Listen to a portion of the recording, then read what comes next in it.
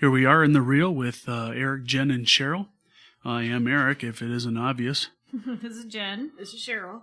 Yeah, we're finally back, returning to continue our reviewing on the Netflix series Making a Murder.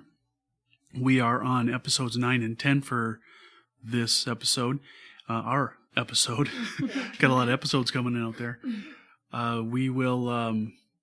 We're going to get started right in. We're going off of our format we stuck to a couple of times with starting off with something. I can't remember what the hell you had for format, Jen. We started off with something different, bounced into this, and then did some funny stuff at the end. And we realized we're trying as hard as we can to cut down our time, and we keep not cutting down our time. Right. So we're going to, just for these reviews at least, we'll cut that out and see how it works for this one. And this isn't going to be it, though. As Jen has pointed out, she has an idea she's going to do, or we're going to do after this final review of The follow-up. the follow-up. Like what's yes. happening now, the newest and the latest. Right, because you've done a lot of research on that and found some updates on things that are happening. If people have been paying attention to the wires, it's been put out there. The possibility exists. Maybe it's already in the mix. They're going to do a follow-up series with this. Oh yeah, that's already confirmed. Okay. There's going to be a season 2. Okay. Good. Mhm. Good. So we'll obviously get some updates out of that for in real life. Oh, I for can't wait everybody. to tell you how that came about. That's pretty cool. But Yeah. So it's exciting stuff. that's upcoming though. Sure. Once again, if we sound a little different, we got another piece of equipment to our setup here, and It's called OCD. yeah. So that's also changing our sound a little bit. I think it sounds fantastic. We're playing with toys and just trying to get things better and better as we go here. And much thanks to the hundreds of listeners that have listened to our stuff. Yes, thank you. Yes. Yeah. Thank you. Noticed only 14 of you listened to our Florida vacation. Let's step that up a little bit. Nice. There's some good stuff there. Some fun pictures. We put in some pictures of the trip while it's playing. So if you got to kind of pay attention to see them. It's nothing really fancy. I kind of did it, in a shit fast way, and first time doing it, so it is what it is. But I think we should commit for the review or the summarizing, I guess you could call it, of Making a Murder. We're going to videotape that. Okay. What do you think, Cheryl? Sure. As long as I know ahead of time. Grab your cup, put some liquor in it, Right. Sign the check. Julio. Right. get the stretch. That's right. We'll have TV cameras out front, red carpet attire only. Right. It'll be a good Oh, boy. time. I'll do my hair. Okay, so we're gonna go ahead and get into this, and we compared notes, and Jen has 14 notebooks full of just episode 9, and I have a front and back of a half page, and Cheryl's probably got 4 sentences. I don't know what the hell you were Nice. saying. Right, with my tiny little notepad. Maybe Yes. 1 page. So what we're going to do is have Jen kind of take the lead on this, and we'll just cut in, hopefully not in a shitty way, to Right. talk about what we might have to add to it. But so Jen will kind of take point here, and we'll go from there. And we're on episode 9. Yep. All right, so one of the first things that they show, I think it's the very first scene, is Ken Kratz talking, and he said the 2 questions that from the state they're trying to answer is, was he there, and did he help? He who. Brendan. Dassey. Yep, Brendan Yeah. Dassey. Brendan Dassey. So yeah, at episode 9, we are now into the Brendan Dassey trial. Yep. So that's kind of what you're referring to. Yes, exactly. So, they showed his 4-hour statement to everybody, the jury and everything. Which we didn't get to see 4 hours of. Not 4 Right. hours of, because Right. that was one of the reasons they were saying that this is more for the more for the defense, the whole Making a Murderer. It's like, well, yeah, but people aren't going to tune back in to watch 4 hours worth of Right. a police interview. They're not going to be able to see the entire trial, every evidence piece that was brought into the trial. It just wouldn't be possible because people wouldn't be entertained. Right. So, yeah, they did show, of course, to the jury.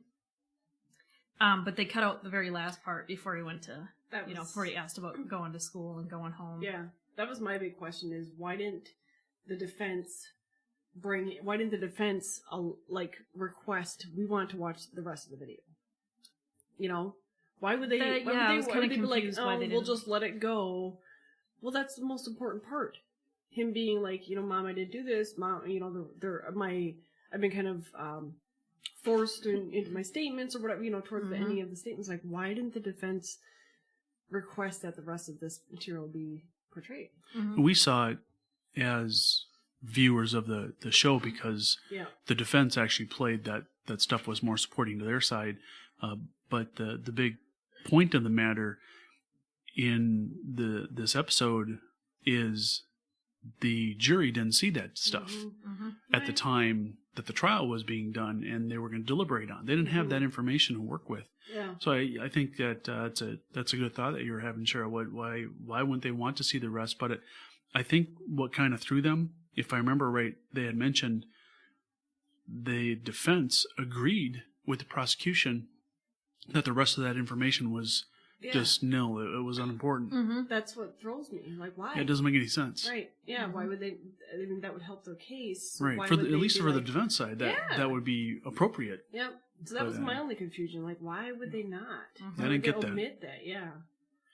On top of the fact they have zero physical evidence whatsoever, you would want everything like that to be involved. I would think, but no blood, no DNA, no spit, nothing. Yeah. Zero physical evidence. Yeah. Yeah, that was definitely was an interesting point right off the bat, right there. Something was off, obviously. Right. All they have to go by is statements, which, as the episode progresses, you find out, how valid those points are. But I guess they made their decision. Yep. Yeah, I don't know if you'll eventually get to it. And as we're talking about the evidence, where my notes have came in, the prosecution stated the victim was stabbed and had her throat cut. And even with Stephen's aspect, no blood was found. We knew that. Where she was murdered like that, or even assaulted, I guess, with that kind of wounds in a bed, mattress, bedroom, carpeting, walls, sheeting, sheets, bedding, all that stuff, and not 1 ounce of blood found from that. And you're not going to get blood out of a mattress if it's soaked into that. I don't care how long you bleach that thing out; it'll be destroyed from the bleach. And obviously, a cleanup was done before you get the blood out. But none of that, nor was Brendan's DNA, sweat, any fibers from his clothes. Nothing was in there. I've vacuumed our carpets since our dogs have been gone, and I still pick up fucking dog hair. I'm sorry, in 5 days they're not getting that shit cleaned up. Well, and you don't just vacuum the carpets, Eric. You actually do a thorough cleaning on it because he used to be a carpet tech, so he knows how to clean carpets. He's got the machine and everything. He's done that several times since the dogs have passed away, and we're still picking up dog hair. Yeah, absolutely. And I can't somebody on the jury has had to clean up a mess at some point and realized 3 months later, oh, there's still some of it here. Even though it looked great when they got it done.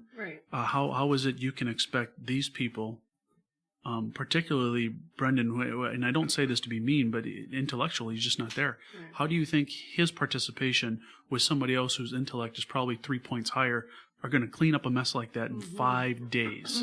And why does it take you 13 to find anything? I mean, come on. We can go back and forth to that probably with every piece of evidence. That always comes back to that. How can you possibly think that could have been done in that way? It's just impossible. And there wasn't even any cleaning agents found, or like there. How would you not at least find that? Right. There's nothing. Absolutely nothing. And then when they brought Anthony O'Neill in, did you guys have anything about O'Neill? I did. Yeah. Okay. Yep. So, they brought him in to comment on Brendan's demeanor. Or they didn't bring him in to comment on that. He commented on it about his demeanor and how different it was, but he didn't make anything in his report about it. So he was just going on memory, and the defense pointed it out. So you didn't write anything about his demeanor in the report when you first met him. No. So you're going on 16 months later? Just your memory? Yeah. It's it's okay. And then this guy right away, I also felt that it was very crooked, because then they played a statement with him, and the first thing he says to Brendan, he was like, where'd you see her in the field, and then you saw her in the field, right? And he goes, I wasn't looking at the field. And he goes, it's a yes or no question. Right. I'm not putting nothing in your mind. Right. Like, I mean, just right there is like a guilty party saying, I'm not doing this to you. You know? Right. And they actually are. But anybody that has a high enough intellect, when somebody comes back with, it's a yes or no question, well, the response I gave you was a no. Right. Why did you not take that as a no? Yeah. Right. I wasn't looking there. How would you assume anything but the answer being no? Right. I just gave you details on the answer, no. Mm-hmm. I mean, but he knew, I think he knew who he was dealing with. He knew what he was going to be able to get away with. Mm-hmm. Yeah. So I don't disagree with your perspective on that at all. Yeah. Well, and on top of the fact that, like, wasn't that the guy who, speculating on his demeanor, maybe I'm jumping ahead, but wasn't that the guy? No, sorry, never mind. Before Anthony, I have one other note. I didn't read all the way through yet as I was listening to it, what you were talking about.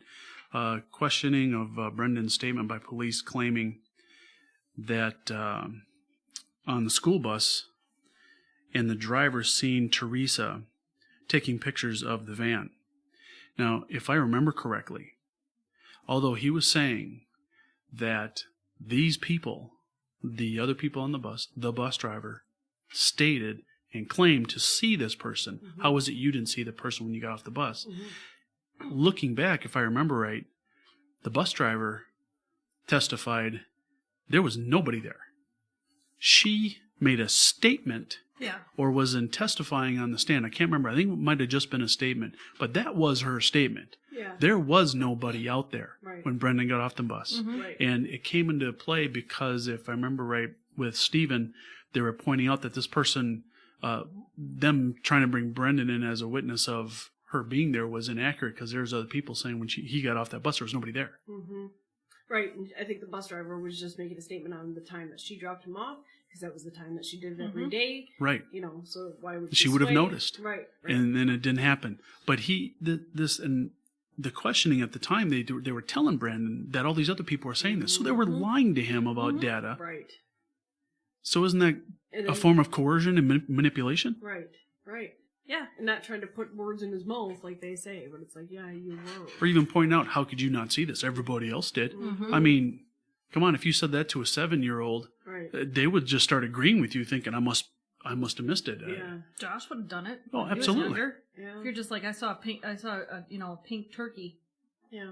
And he'd be like, what? Ran right in front of you. Like, yeah, it was right in front of you. You saw it, right? Yeah. Yeah. Right. I mean, that's just how Josh was. So, yeah. And that's the mentality of this kid. It just, I couldn't believe that they were deliberately lying like that on tape. And how is it you don't get that data out? Mm-hmm. Right. Yep. Where does maybe the defense did this and it didn't work, but in the show they didn't bring that up, going, this information was inaccurate that they provided on the tape during this questioning. Mm-hmm. Yeah. Right. It really didn't look like, at least from what we saw, that they did that. That would have proven, what they were doing was dishonest. Mm-hmm. Yeah. Yeah. Exactly. And that was never taken into account with the jury. Right. Well, at least we didn't see that. Right. Well, it's just like when, they're telling him, they're like, well, Mark and I, we're cops, but not right now. I'll stand behind you. I'll protect you. Yeah. It's like, no, and then Fassbender's telling him, you saw body parts. You saw, but it's a statement. Right. He's like, tell me you saw them. Right. He says, tell us you saw something. And then later on he wrote that he seen some toes. I seen some toes. Right. Mm-hmm. The funny thing is, Kayla. I want to get to Kayla's. I really liked the Kayla thing. Kayla was great, but I had one thing on Anthony yet. If you were done with him, go I'll ahead. touch that. So Anthony O'Neill, I haven't read my note here, so maybe we already talked about it. Claiming to recall events of the interview 16 months in the past. Okay, you talked about that. Cross-examined, terrifying. He did not have testifying. Mm-hmm. The cross-examination testified, which is a good point here. He admitted he had no qualifications to determine Brendan's conduct or body language. Right. Mm-hmm. No educational skills with that. Right. Or background history dealing with children or young adults or even adults. Or psychology in general. Right, psychology in general with this type of mentality. Mm-hmm. but yet he was making statements as if he knew it. Right. So he also didn't put in the report. So you already talked about that, about his demeanor. But I Right. guess the only point that I had in there is the fact that he admitted the fact he had no basis to make these judgments on. And no previous contact with him beforehand. Like Right. to realize that this is just how Dassey acts. Right. He's kind of, a certain form of character. And Well, his lawyer even mentioned that. right. Like this, Pointed that out. like he's not acting for the cameras. He's not, that's really how he is. He's just very withdrawn and very quiet and very standoffish. Yeah. Never met this kid prior to that interview, Right. but speaks of his entire character without saying, well, just his conduct that day would seem to be this, but I don't know him well enough. At least Right. that'd have been an honest statement. Nonetheless, interacting with anybody in a similar way in the past. Right. So it just, I don't know. I don't understand how that guy's testimony became anything important to the jury whatsoever. Because I think the defense just, pulled the rug right out from under that guy and just like this, he's useless. Yeah. He's not credible at all with his statements here nor his reporting. So Yeah. I had one note before we do the talk about Kayla. Is Yep. that Mark Wingert Weigert. takes Yep. a stand, is that they called and accused him a liar 75 times. Brandon should tell them things that would make himself look bad. Well, and they also, he said, do you realize, sir, how many times after you called him a liar, how often his answer changed? Changed every time when they said After, that. Right. after you said that. Yep. And you could tell, Persuasion. Weigert was sitting there and he was like shaking his head and blinking a lot. Like Mm-hmm. when somebody's blinking a lot like that, it's like, that's like agitation, that's Yeah. like nervousness, or, they know they're doing something wrong and shaking the head, over shaking the head. He was performing Sure. basically. Yeah. I have to admit that when that was happening, and I heard that line of questioning, do you know how many times you accused him of lying? And he's like, no. It's like 75. He's like, Over. Yeah. yeah, over 75 75. times. Okay. Yeah. And then the next question, I was so excited when he asked it. Do you know how many times he changed his statement after that? And he's like, well, I no idea. And he's like, 75. Nice. It was like every time you did that, he changed his answer. It's like, how could you not know that you were there? Yeah. And Mark was talking about the tactics used to get a confession, and one of the things that he was kind of pointing out is like every time we talked to him, he'd give us a little bit more. Yeah. Well, yeah, because you're freaking hammering on this kid, and he Right. keeps changing his statement. Mm-hmm. A little bit more is more of the story that you want. Right. It doesn't necessarily mean it's the truth, Mhm. especially with somebody, as innocent as he is. Mm-hmm. I think he pointed to this a little bit later as, those kind of tactics as well. Along your point there was, it wasn't so much that he would always give you a little more. It was, there was just stuff being told to you, not necessarily was accurate in any way. And his story was changing Mm-hmm. Every time. Right. So you were taking a little more out of that, Mm-hmm. not looking at the whole. Right. That would tell you something there as well. Like, well, how accurate is this data at all? Mm-hmm. We've got 8 questioning periods, 8 different stories. Right. Mhm. And on How, top, what's real? yeah. On top of the fact that when they would say to him, the more you tell us, the better chance it is that you'll be released, or we'll help you out and you'll get out. So of course, a kid in his mind spectrum was going to be like, oh, all right, well I can just make this up and tell him this and tell him this and give him this I don't grand even jury know of if story. he was Right, but I'm just saying, in the very slight possibility that could have been, that was possible. Thinking of being in a any regular childlike mind, teenager would think Right. like that, right? childlike mind, you're kind of like, what can I give them to, so I can Mhm. get out of here Right. faster, Right. Yeah. It was funny because the defense was talking about that too. They're like, because all you guys are going, or all the prosecution is going on is, a statement Mhm. from a confused teenager or whatever. And then Weigert said, and because of the evidence. And What the fucking lawyer had evidence? to stand up, and he was kind of walking around. You could tell he was like, are you kidding me? Right. He was pointing out pieces of evidence going, this.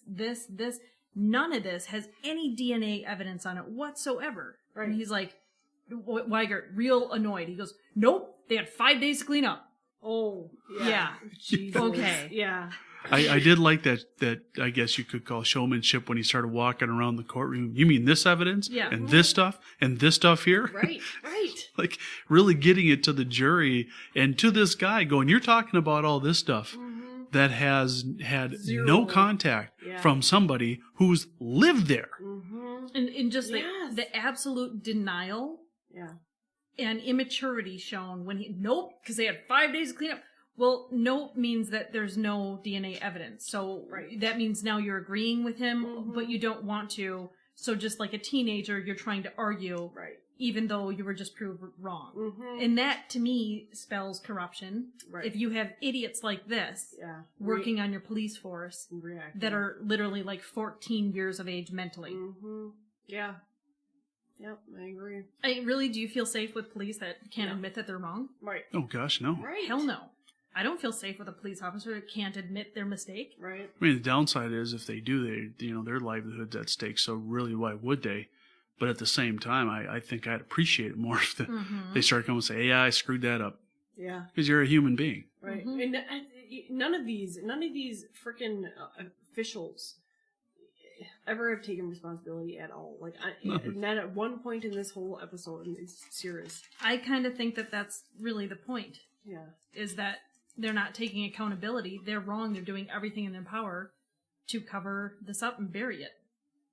And they buried 2 people along with it. Right. And they don't care. 2 innocent people, yeah. Well, we're speculating on their perspective on these 2 people, but they you can only guess. I could only reasonably conclude that they would look at them as just being lower than themselves. So to them, it's not a big deal. And I kind of think that that's the feel of the community in general in that area. Yeah. That's why it's so easy to go along with. You know, it's so easy to corrupt people's minds and make them think, yeah, these guys are bad guys, fuck them. When you go to anywhere I shouldn't say anywhere in Wisconsin, but I was just not very close to Manitowoc County, but close enough. And you such a simplistic mindset. It's kind of, I guess, I hate to say expected, but it's just the way the area is, the culture there, and which is just, I guess, unfortunate, but is what it is. Then I was really irritated that after that portion of it, and they took a break, they had Hellbuck, the brother, on there, and he's almost giddy. I mean, he's almost wringing his hands and smiling, and we love the police. My family loves the police, but the other family obviously does not. Right. Okay. All right, big, huge speculator right there. Right. What a fucking idiot that guy is. He is a worthless piece of shit.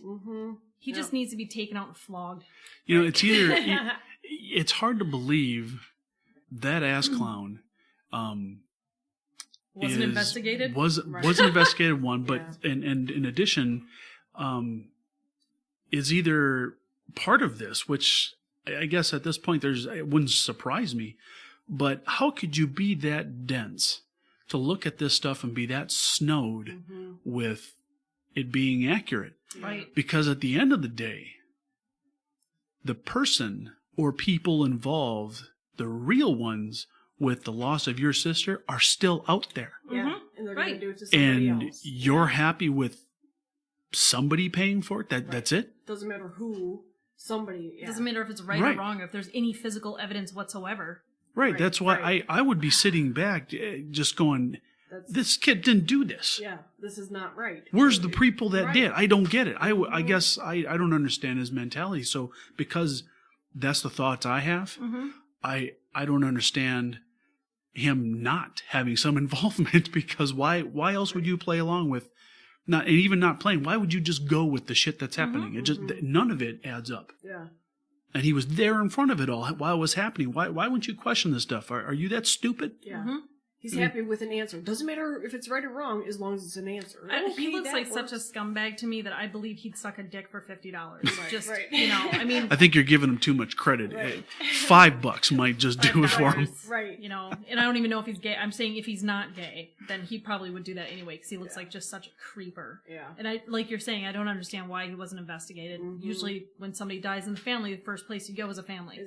Investigate the family members. Yeah. Why was that not followed? Because we have children on the police force over there. Yeah. Right. It's unbelievable. Yeah. My next note leads into the Kayla thing. I don't know Mine- about yeah, yours, but mine too. Yeah. so go ahead. So they first show Kayla on the stand, and she could tell she looks real worried and everything. And she is. But, she's Brendan's cousin, Brendan's little cousin. And they were at, like, this party together or whatever. And so they were interviewing her because they took a statement from her where she said that Brendan was looking, like, different. He had lost a lot of weight. He was acting depressed and crying, So they had her up there to kind of clarify the statement that she made to the cops. And, she said, she asked him what was wrong because he was crying. And she asked first if it was the Stephen thing, and he just shrugged. So the prosecution was asking about the conversation with him about Stephen and the bonfire. And they pushed her, and she started crying. And she said, I made it up. Mm-hmm. Yeah. And they're like, oh, what do you mean? And what part of it? I made the kind of all of it up. Yeah. Yeah.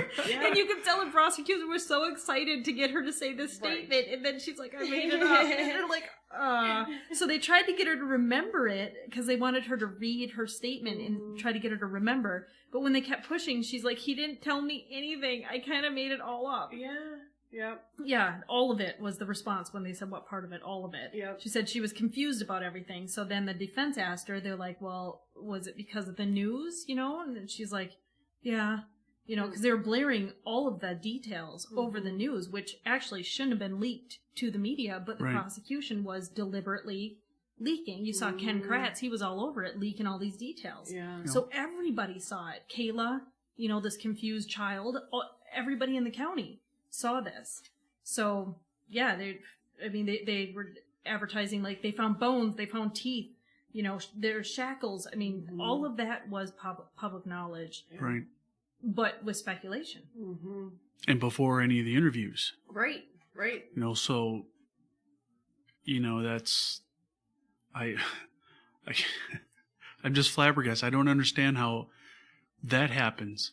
And you don't have a mistrial just by the judge going, this is just not happening anymore. Yep. Yeah. I don't understand that. Right. Yeah, it doesn't make any sense.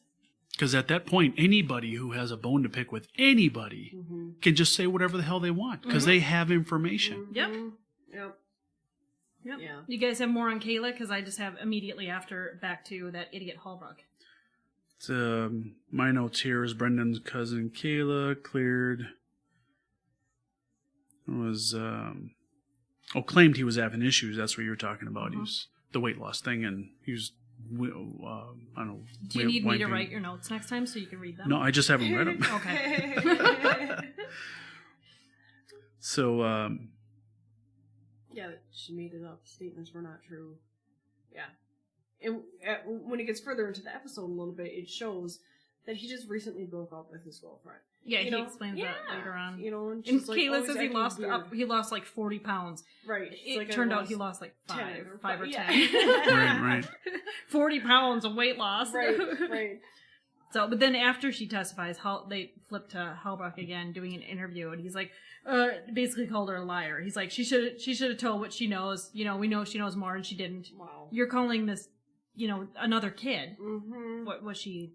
16 or something? Was she? She was roughly around his age. I thought she might have been younger. Like I thought she was a little 14 younger at the too. time, maybe. Right. I think so. You're right. So he's calling this little girl now a liar. Yeah. Right. Everybody that's for the defense is apparently liars. Right. In his opinion. Even though she just admitted under oath, I and lied. she looks like somebody who understands what things like that mean, Yep. that she lied in her statement. She admitted that, and you're claiming that now she's trying to protect her cousin. Yeah. Really? Yeah. I think she was a little bit worried about the implications of her actions of being a liar in the first place and now having to admit that in a court of law. What's going to happen to me? You could tell that she felt embarrassed. She felt ashamed. Oh, sure. She's horrified, more so in the fact of, like, how is my family going to treat me now? Mm-hmm. Not, how is the rest of the public viewing me? Fuck that. I don't care. I'm more worried about how is my family, my cousin, my aunt going to view me now, you know? Hey, they should have asked Mark Weigert. Mm-hmm. Maybe he could have concluded her body language and Oh, shit. yeah, maybe. No, it was exactly. O'Neill. They could ask Anthony O'Neill what her demeanor was. It was Yeah, that yeah. okay? That's right. It was Anthony Because O'Neill. to me, that looked Mark like was the co-investigator. it looked like a kid caught in a lie. It's about to get in serious trouble. They realize they're now in a court of law. Yeah. The shit's hitting the fan. The I better shit's hit the fess fan, up. and they're just like, "Oh my god, I can't believe I opened my big fat mouth." Right. That's exactly Right. My cousin's going to go to prison for life, and Yep. it's my fault. And who knows? Right. The only question that I had here that I wrote down was, how does Kayla fit into all this? Why did they even question her? Right. And Right. the reason why I was wondering that is, for some reason, you had probable cause that this person had information of some kind. Why? Yeah. And yet, out of the basics of investigation, the brother and the ex-boyfriend were not. Never investigated, right. But she was. Right, the whole Avery family was investigated, but none of the Holbeck family, Right, which so- was related to... or the How? boyfriend, the weird boyfriend. Right. Yeah, the ex-boyfriend guy. So the how roommate. is she involved? How does she fit in? Why? I don't understand. Did they say why? I vaguely remember, and this may just be out of my imagination, so anybody that's listening out there, feel free to correct me. I vaguely remember I thought somebody had overheard her say something like that, Oh, I think you're right. and then they reported it, so they Right. brought Kayla in to make the statement. Okay. That's what I thought I Okay. heard, but I actually didn't write that down, so I Okay. very much could be mistaken. Well, then I would question on who was that overheard, because it still doesn't add up to me on even why she was brought in as being somebody of interest Oh, who knows? for Maybe, information. What's his name? Tadic. Tadic. Tadic. Maybe Tadic was investigating all of his family members. Right. I wouldn't put it past him to do that. Scott. Scott Tadic. that's Crazy right. guy. Yeah. Anybody remember Kayla's last name? No. Not offhand. I know it isn't Dassey, but No, it's I Yeah. don't remember her last name. So, and then they got Brendan up there. You guys good Yep. on your notes there? Because they Yep. got Brendan on the stand. That was my next note. Yeah. This poor kid, right away you get to see just how simple he is. oh, I did have stuff prior Oh. to that. Okay. I just started reading ahead here a little bit. This was the Kayla was part of the co-investigators questioning Mark Weigert. That's how I got his name in here. I believe he mentioned this, or they both did, that they claimed to obtain permission from Brendan's mom to speak to Brendan. Mm-hmm. Yeah. And now she mentioned it in the past with Stephen's case. And even to this point, she claimed never gave permission because they never asked her. Right. And one of the times that she was there with them, or she showed up after the fact, they wouldn't allow her to go back there with him. Mm-hmm. It's like, but you asked permission, and what? Right. Well, You and they know, everything was testified on the cordial. stand that nobody was like his mom didn't ask, and the lawyer didn't offer. Well, they got permission, so they never. right, and It was never a situation. It was never even Yep. asked. So But they it just obviously was, But she asked, "Can I go in and they and said sit no. with him?" And they said no. Right. So they just lied on the stand. Lied on the stand. Another lie on the stand. I mean, how many times have we said that during this entire Thing, program? yeah. Yeah, I more shit that I don't understand that doesn't pile up somewhere else and go, hey, this is all wrong. Yeah. We need to find out the right stuff before we even go with dishing out punishment to somebody for something that we obviously don't know anything about. With these loads and loads of missteps and misstatements and wrong, like flat out lies on the stand, I don't understand why contempt of court is one thing, but mistrial.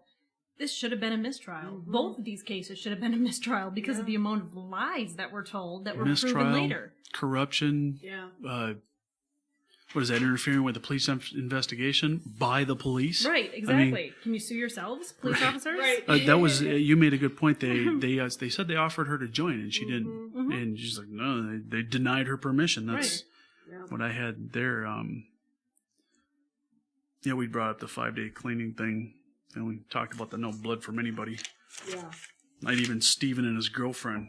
Right. Yeah. And you think, not to be disgusting, but the whole female thing in a bed will happen once in a while. You didn't get any from her. Mm-hmm. Yeah. The other note I have is Kayla. Kayla. Kayla. That's an A. In her testimony, she never spoke to Brendan about anything. Mm-hmm. About Stephen and the victim. Mm-hmm. Never. Never Right. said Talked about anything. Yeah. And she admitted to making it all up. That's Mm-hmm. Yeah. yeah, just that whole. To me, as a juror, if I'd have heard that, I'd be like, I'd have questioned everything Mm-hmm. at that point that they brought to me. If this person just admitted that they lied to you, the prosecuting side, and the way you stepped back going, shit. Yeah. Yeah. And then the defense comes up, go, yeah, and they've got their side, and I'd be like, okay, what good are any of you? Right. Mm-hmm. I mean, literally, all they had to go on with these case or with this case was statements that were made that were both retracted. Mm-hmm. How is Hearsay. How is basically hearsay? hearsay, How right. can you fucking vote on a court case that's all that's what I'm hearsay? saying? How can you They you even come down with Right. getting to the point of having the jury discuss it Mm-hmm. when everything, even the recorded statements and everything, are like, well, that was forced out of me. I mean, it was coerced, whatever. I don't understand how it got this far. Mm-mm. It should not have gotten this far. I'd be interested to see if there's any other case in history that has been convicted just based on statements that were retracted. Right. Oh my God, that's a good point. Yeah. Yeah, I mean, just to drive that home, if we had a personal situation in our personal lives with almost the same thing, where we had one side of a story Yeah. for weeks, Mm-hmm. and all we could do is make conclusions off of that. None of it was good, Mm-hmm. Yeah. and we got the other side, and it was like, whoa, Yeah. Yeah. wasn't even close to any of the conclusions we had, Yeah. but more facts came in. Mm-hmm. So then what was presented one way just was erased Yeah. because the gaps got filled in. Yep. So as a juror, that's actually your responsibility. Right, there are so many Not to take gaps one here. side, but to look at both Right. and see which counters the other. Mm-hmm. And somehow they didn't do that. Yeah, Right. in the gigantic, enormous pieces of gaps here that don't add up with each other, I don't understand how it wasn't thrown out. Right. Besides corruption, that's the Mhm. only thing that I keep coming down to, Yep. in my personal opinion. Yeah. You know. I agree. I can't disagree with that opinion. Yeah. It's I don't know. It just doesn't make any damn sense. Mhm. So then getting back to Brendan Brendan. on the stand, Mm-hmm. and like I said, he's just you get to see just how simple-minded he is. They're like they asked him, so Brendan, and I think the defense did this on purpose just to kind of set a standard of like how he would answer this. He's like, how far is the house from Stevens? Okay. And Yeah. he's like 100, 200, 300 yards. Yeah. And he was like, okay, is it further than a football field? No. Right. He goes, do you know the difference? And he's like, no. Right. Yeah. Yeah. Not sophisticated was No. one of the words used. Well, Not if you sophisticated, break right. that down at all, the difference between 1, 2, and 3 is not a big deal. Mm-hmm. But he doesn't attribute when you add 100 afterwards and yards on top of that, on how great that distance becomes. Yeah. And just from pictures, you could tell the thing was not even, I wouldn't guess 50 yards, Yeah. Right. Yeah. Right. but he He doesn't know calculate that, it that way. and you have to think now this kid's been conditioned that you better answer us. The Mhm. first question we give you, you better fucking come up with an Right. answer. Yeah. 100, 200, 300 yards? Mm-hmm. Okay. More is better. Right. I mean, And that's why his original statement that he played video games, they asked him, he's like, I ate something, food, He was very detailed in his activities when he got home from school. Yep, brother went trick-or-treating, he talked to mom, watched TV until 6 p.m. Mom Yeah. left at 5:30 or around 5:30. Yep. So Blaine's boss called at around 6 and said he was out, he watched more TV. Steven calls at 7, went over the fire, picked up the yard, and they're like, what does that mean? He's like, well, like wood, tires, junk to toss in the fire, basically. He's like, so you threw it in the fire? He's like, yeah. but not all of it, he said. Not all of it. Not all of it. The rest of it they kind of stacked up somewhere for Next to the fire. next to the fire. Yeah, Right. he was very precise on Mhm. details like that. He's like, did your uncle talk to you? He's like, yeah. He's like, what about? He's like, the phone call that he had from Judy. Mm-hmm. He's like, then I went home, I talked to my mom on the phone, and I went to bed. Right. I mean, that to me, for somebody so simple that doesn't understand 1 to 200 to 300 yards, that's a full day for a young boy. Yeah. Well, that And that Yeah. makes sense to me. in that information mirrors every statement he's made every originally. single statement. Every he's time made. he said, Yep. well, this is what I really did. Blah, blah, blah, there it is. It's the same story. Yeah. And we've seen this specifically recorded at least 3 times. And they've interviewed him many more times than that. Right. So, that original story has never changed, although the rest of them keep changing. Right. The only stuff I have to go along with yours there is that when he stated that distance, his demeanor was very genuine. I mean, Right, we've watched court recordings of people convicted of mass murder and stuff like that, and you can tell that they've got this way about them that is not genuine. They're trying to play this appropriate response game, and they're thinking it through before they give the answer, so it's not the wrong answer. Right. And he had no problem delivering what he had to say, because he believed it. Oh, yeah. Yep. And he wasn't That came panicky. out more fluidly than anything Right on. else he's ever been able to say. Any of those other questions that he's been, I guess, coerced to answer, everything came out in a doubting way, like, is this the right answer? Right. Yeah, like a question. Yeah, Right. question. Yeah. This was dead on. Yep. The calls you talked about, the 6 p.m. phone call Yeah. and the 7 p.m. phone call to Stephen, which was after the fire, right? No. That was then the phone call with the mom was after the fire. Right. And he went to bed. After he Okay. got home. We got 3 phone calls. Where's the phone records? Yeah. Showing that these calls were made and they were answered. Right. Well, why isn't that evidence? Why isn't that information being brought into here? Right. I don't get it. Why wasn't mom brought in there? Yes, I talked to him from this number. Why wasn't her whereabouts being brought up that she called from that number was from work or wherever? Maybe we didn't see it because everybody seemed to generally accept that he had made those phone calls. Nobody objected or anything. But then I don't To the understand timeline? that. Okay, if he was on the phone at this time and you're claiming this stuff was happening here, how can that possibly happen? Well, they were claiming that it happened earlier, that it was already in progress when he got home from school and walked over to Stephen's house to deliver a letter at, around 4:30. Right, 3:40 when he got dropped Yeah, off. Was it something like 3:40? that, yeah. But then nobody saw her. But then he didn't see her. Nobody saw her. But they're claiming she was out there. Right. Okay, none of that makes any sense. And see, it just keeps coming around. And now, we have all this evidence that would place things in certain areas. Where's and the it was facts? where are Where's they? the data? Yeah, Yeah. I don't understand why that wasn't. They brought a phone guy in for the cell phone. Right. Right. Did Of they one bring at one this. in for the home phone or whatever it was Yeah. that it was called on? Yeah. For Stephen, Yeah, Teresa's Teresa. cell phone. Yeah. Yep. So yeah, that was Stephen's case, Teresa's phone. right, Yes. right. I had next that Brandon finally tells the jury that his story never happened. He made it up. He's usually straight on when he answers, and when he's telling the truth. And I kind of want to, for some reason, I want to bring up the fact that when you're talking about that guy blinking, I don't know where I read this, and this could be, but this is maybe something to research. Is that when people blink, you're resetting your brain. When you're agitated or upset or in a situation, you blink a lot because you're resetting your brain. Does that make sense? That does make sense. So it's like it kind of you didn't really see a lot of blinking with Brandon, where you see a lot of blinking with that guy who's pissed off and agitated. What was his name? O'Neill.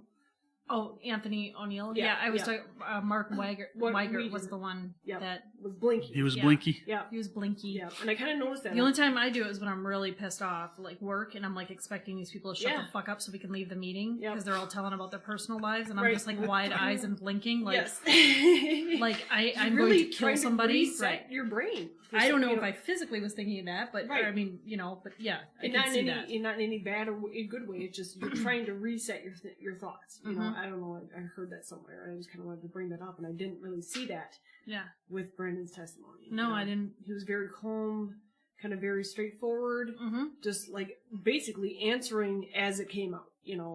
Wasn't trying to sway or hesitate. Well, or it looked to hold me like he back was or- done with this entire situation. Yeah. He wasn't going to let anybody put anything in his mouth that he didn't want to say. Yeah. He kind of seemed determined to me. Right. And I'm proud of him. I'm proud of him for telling the story the way that, it was. Mhm. And being so honest with it and being so, this is what the fuck really happened, Mhm. Why didn't? And again, we can say that maybe we didn't see this, but I guess if I was a defense, I would have approached Brendan the very first question. Why don't you tell me what happened on that day, however you bring that up, start to finish? And after he told you, which would have mirrored the very first statement he ever made, and then the other statements that he made after that, I would have just said, you want to read this for me? Yeah. And let him read that off? Say, you just told me what happened. That was the very first statement you ever made 16 months ago. And here's another one that you stated it again. And here's another one that you stated it again. Yeah. How is it they gathered all this information from you, according to them, of this happening, and this happened? And let him explain that. Yeah. And say, did that ever happen? No. Well, okay. What about this and this? No. Well, right there, they could have did that all 5 times and said, well, I've given you 5 different stories now. And right around those same 5 stories, you've had the same exact story, which was what you just told me happened. So how, I don't know, I guess maybe that would have just been kind of a presentation way of showing the jury, look, this is what happened. None of this other shit did, according to him, because this is what it is. Because he admitted to making everything up when he was cross-examined right there on the stand that you both had mentioned. He said the details that he gave in the statement he got from TV, and he was kind of guessing that. You could tell that I think he even said, I guessed. Yeah, I guessed. Like, what book did you read that from? He's like, well, I guessed. Well, and then he even gave the Kiss author. the Girls. Yeah. Kiss the Girls, yeah. And he knew the author. I don't know the goddamn author. He did not know the author. Right, but he knew the title. He knew the title. Oh, I thought he knew the author. No, that fucking idiot, whatever his name is, that's right next to Ken Kratz. I remember his name. Tom Fallon was like, and what author was that from, sir? That's right. And I was he's like, what the fuck does that matter? Author, first of all, yeah, I'm sure it was a book. I have no idea about the author. I don't know. I could guess the author, but I don't know if I'd be right. Right. And then, he saw it in a movie. He didn't read the book. All right. Probably. That's actually more. Movie. That's probably a much better conclusion to the fact that he saw that movie. But I don't remember some of the things he mentioned happening in that movie exactly. Well, I suppose, they were tied down to a bed. I mean, honestly, now that I think back, that there's probably some, fuck, now I gotta watch that movie. I bet we could, I swear to Christ, we could probably pick out the shit that happened right out of that movie. Yeah. That'd be amazing. Let's see, answers. The last note I have about his testimony was that his answers were always given in a very simplistic way. Asked the question, and he answered it, and sometimes he even forgot how he was trying to answer it, and then he simplified it because he just didn't know the word he was trying to say. And I've done that. Well, I wrote down actually just right about that, about when they were showing him like the stick figure drawings and everything like that, and then they were asking him questions to try and trick him, and they were getting frustrated that they couldn't trick him anymore because they would ask him something that would be like a yes question, like, is your name Brendan Dassey? Yes. So when you killed her, did you do this? He's like, no. I didn't do that. Right, I didn't do that. I mean, they were getting frustrated that they couldn't trip him up. Yeah. He was like, no, yes, no, yes, and they were doing that on purpose. I'm not sure if you guys saw that alternating question. Actually, now that you mention that, right, like when you drew this is what you saw. Yeah. No, that didn't happen. That was his response. Right. Now that you point that out, I remember that now. That's actually kind of, why didn't the jury pick that up? Right. Right. Yeah, they said, you drew this. He said, yes. Is this what you saw? Well, no. Right. Yeah. Yeah, that was a good point. Yep. And then Hellbrook after that was like, well, I was hoping he'd slip up. Slip up? So slip up as in mean you want them to trick him. Right. As in meaning that you believe he's innocent? Exactly. Because you have some kind of involvement. Exactly. Just saying. I was hoping he'd slip up. Yeah. Didn't that's maybe it was in the next episode, but I can't remember where somebody was going after him about his dick pics and shit. Well, that was the next episode. Was that the okay? Yeah. It just clued that into me. It's like, oh, you didn't want to slip up, did you? Right. You fucking bastard. Dick pic, yeah. My next note was the defense closing statements were valid but not strong enough. They should have pushed the facts. the investigators being so overbearing and too persuasive, none of that was like in their statements. Like, why would you just brush over that? I don't know. I felt like the defense was not, their closing statements were not strong enough to empower the ending results of, okay, so here's wrapping the case up. Mm-hmm. I kind of felt like they failed on that. I wouldn't area. disagree with that conclusion. Yeah. I have a note about that too, but I think it was the prosecution. They were pushing evidence testified to be false as points to consider for guilt. Mm-hmm. I mean, we saw from the defense side, all that evidence had no traces back to Brendan. Right. And with the evidence they presented, it was all countered. I mean, he had whereabouts for his actions. Yeah. It was very well timed out, but yet they were like, well, here's all this evidence. It's like, yeah, but it doesn't even connect to it. It's not evidence. Right. And so what was just proven to not even exist, you just, forget that. Right. Just believe this anyway. Exactly. This is just stuff. Yeah. And just believe it. That's right. Yeah. And we want him to be guilty. Right. For why? Right. Why would they even bring that into the courtroom if it had no connecting evidence of Brendan? Mm-hmm. What's the point of fucking bringing it in? Right. It seems like theatrics. Yeah. It is theatrics. Yeah. Yeah. Absolutely. I guess that's justice, huh? And I guess that fucking worked on the jury. Weaving a spider web out of piss. Yeah. Yeah. Here's stuff. Yeah. Here's the case. No relation, but just look at the stuff. Mm-hmm. Yeah, it's fucking stupid. So we're ready for the verdict? Because I was actually extremely Yeah. shocked. I have another note here. I had to write really small because I had to the end of the line. Sentences of Stephen, July, speaks of past crimes. Oh, yeah. That has nothing to do with Brendan. That's the Where end. committed, yeah. That was the very end. So Okay. the verdict, I was really shocked when the first time. I mean, I was really shocked the first time I watched this. When they came back and they said guilty, and the guilty. Here's the thing. I don't know where they even came close to proving beyond a reasonable doubt, because that's what they need to do, is prove beyond a reasonable doubt. Yeah. This is not justice. This is a failure of the system. They had a same-day verdict. They did not prove beyond a reasonable doubt. There's no evidence whatsoever. It was like 5 hours or something, wasn't it? Something like that. Yeah. And they listed him guilty for first-degree intentional homicide. That means you have to have had planned it out ahead of time. Right. You wanted to kill this person. Wow. All right? Right. How was that Second even one- possible with somebody who showed up? Right. Right. Second one is mutilation of a corpse, which they have absolutely zero information on whatsoever, because the corpse was evidence. just bones by the time they found it. They don't know what happened. Yeah, it was pulverized. We don't know who did that. How the fuck can this kid be guilty of that? Right. They don't know who did it, and they Right. can't prove that he did. Right.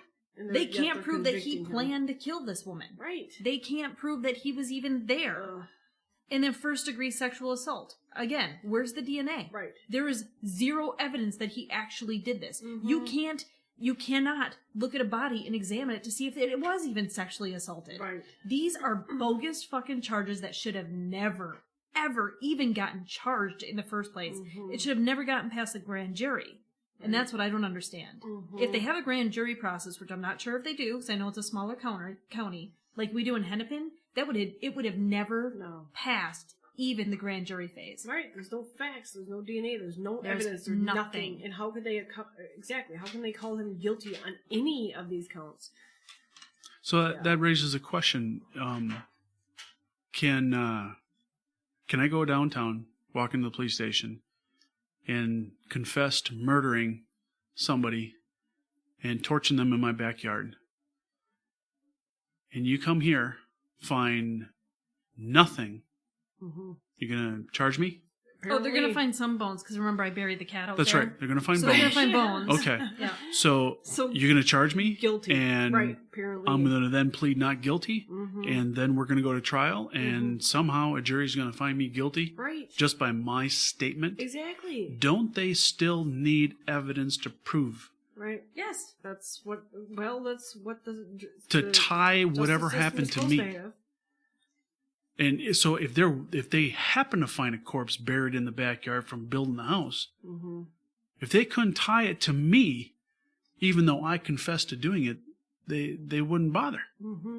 Right. How is this Okay. Yeah. And it's proven guilty beyond a reasonable doubt for each charge. Mhm. So even if he was, say they wanted him guilty for the first degree murder, first degree intentional murder, how is the mutilation and the sexual assault, you know what I mean? Yeah. He hasn't been proven guilty beyond a reasonable doubt in all 3 counts. Exactly. So how did that happen? That should not happen. Yeah. Is and maybe we don't know this factually enough to really answer this suspected question, but manslaughter, isn't that is that worse than first degree murder? Homicide? Manslaughter. It's the same thing, I thought. Is it? Right? I mean, it's a word. I don't know Well, what the I know- actual definition of the word's different, but they use it. Okay, like, so actually what interchangeably. I'm trying to get at is there is one that is deemed worse than another because it means you sat down, planned it out. Well, what is that? Anticipated, premeditated.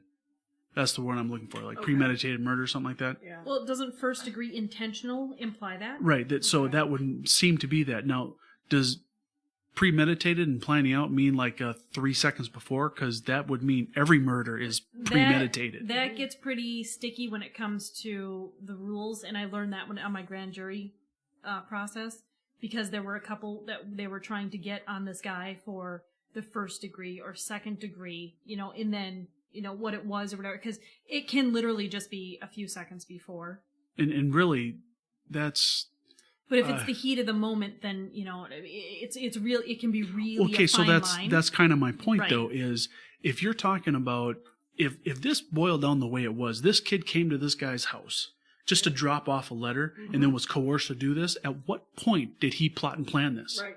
Right. So how is he guilty for that? Exactly. So, and if that's the situation, you're going to count him knocking on that door at the initiation of plotting and planning. right? No. Right. Why would he just walk in? Well, I don't.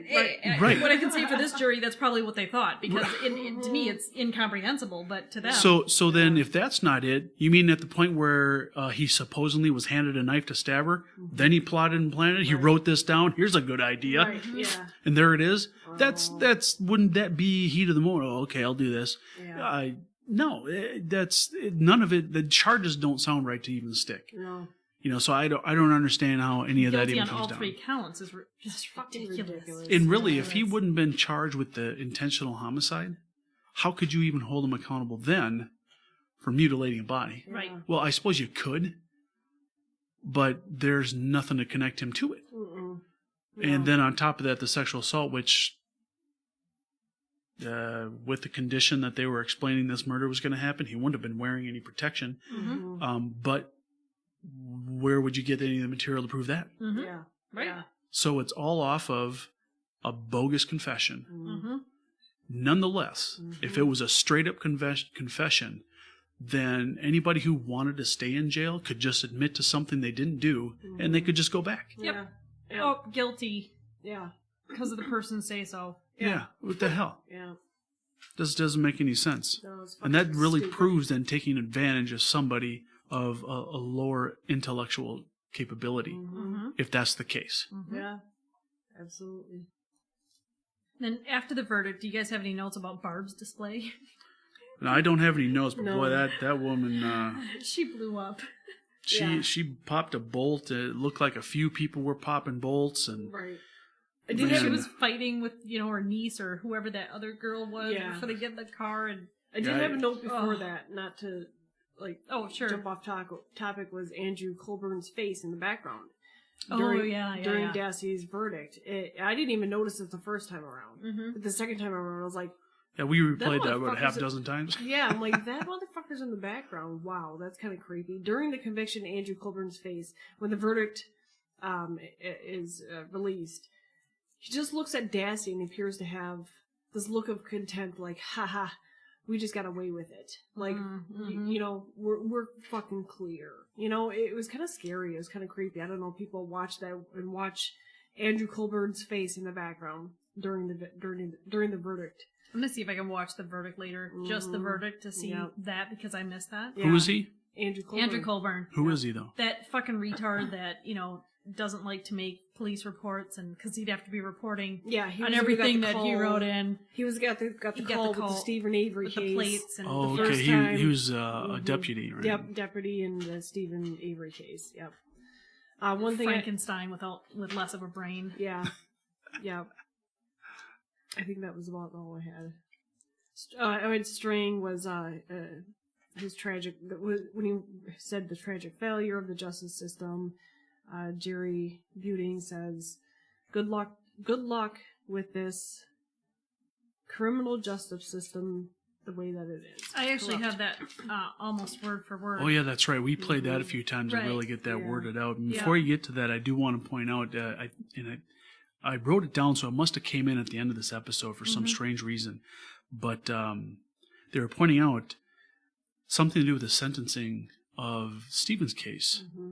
And when they were talking about that, the sentencing of his case included history of his crimes. Yeah. And when you say that, what you have to consider crimes are in the legal area or what you've been convicted of. If you haven't, then technically you haven't committed a crime. Right. Now, we can all admit to going over the speed limit. Well, you're committing a crime. Well, yeah, so really, yeah, we could all admit to doing some shit that we're breaking laws.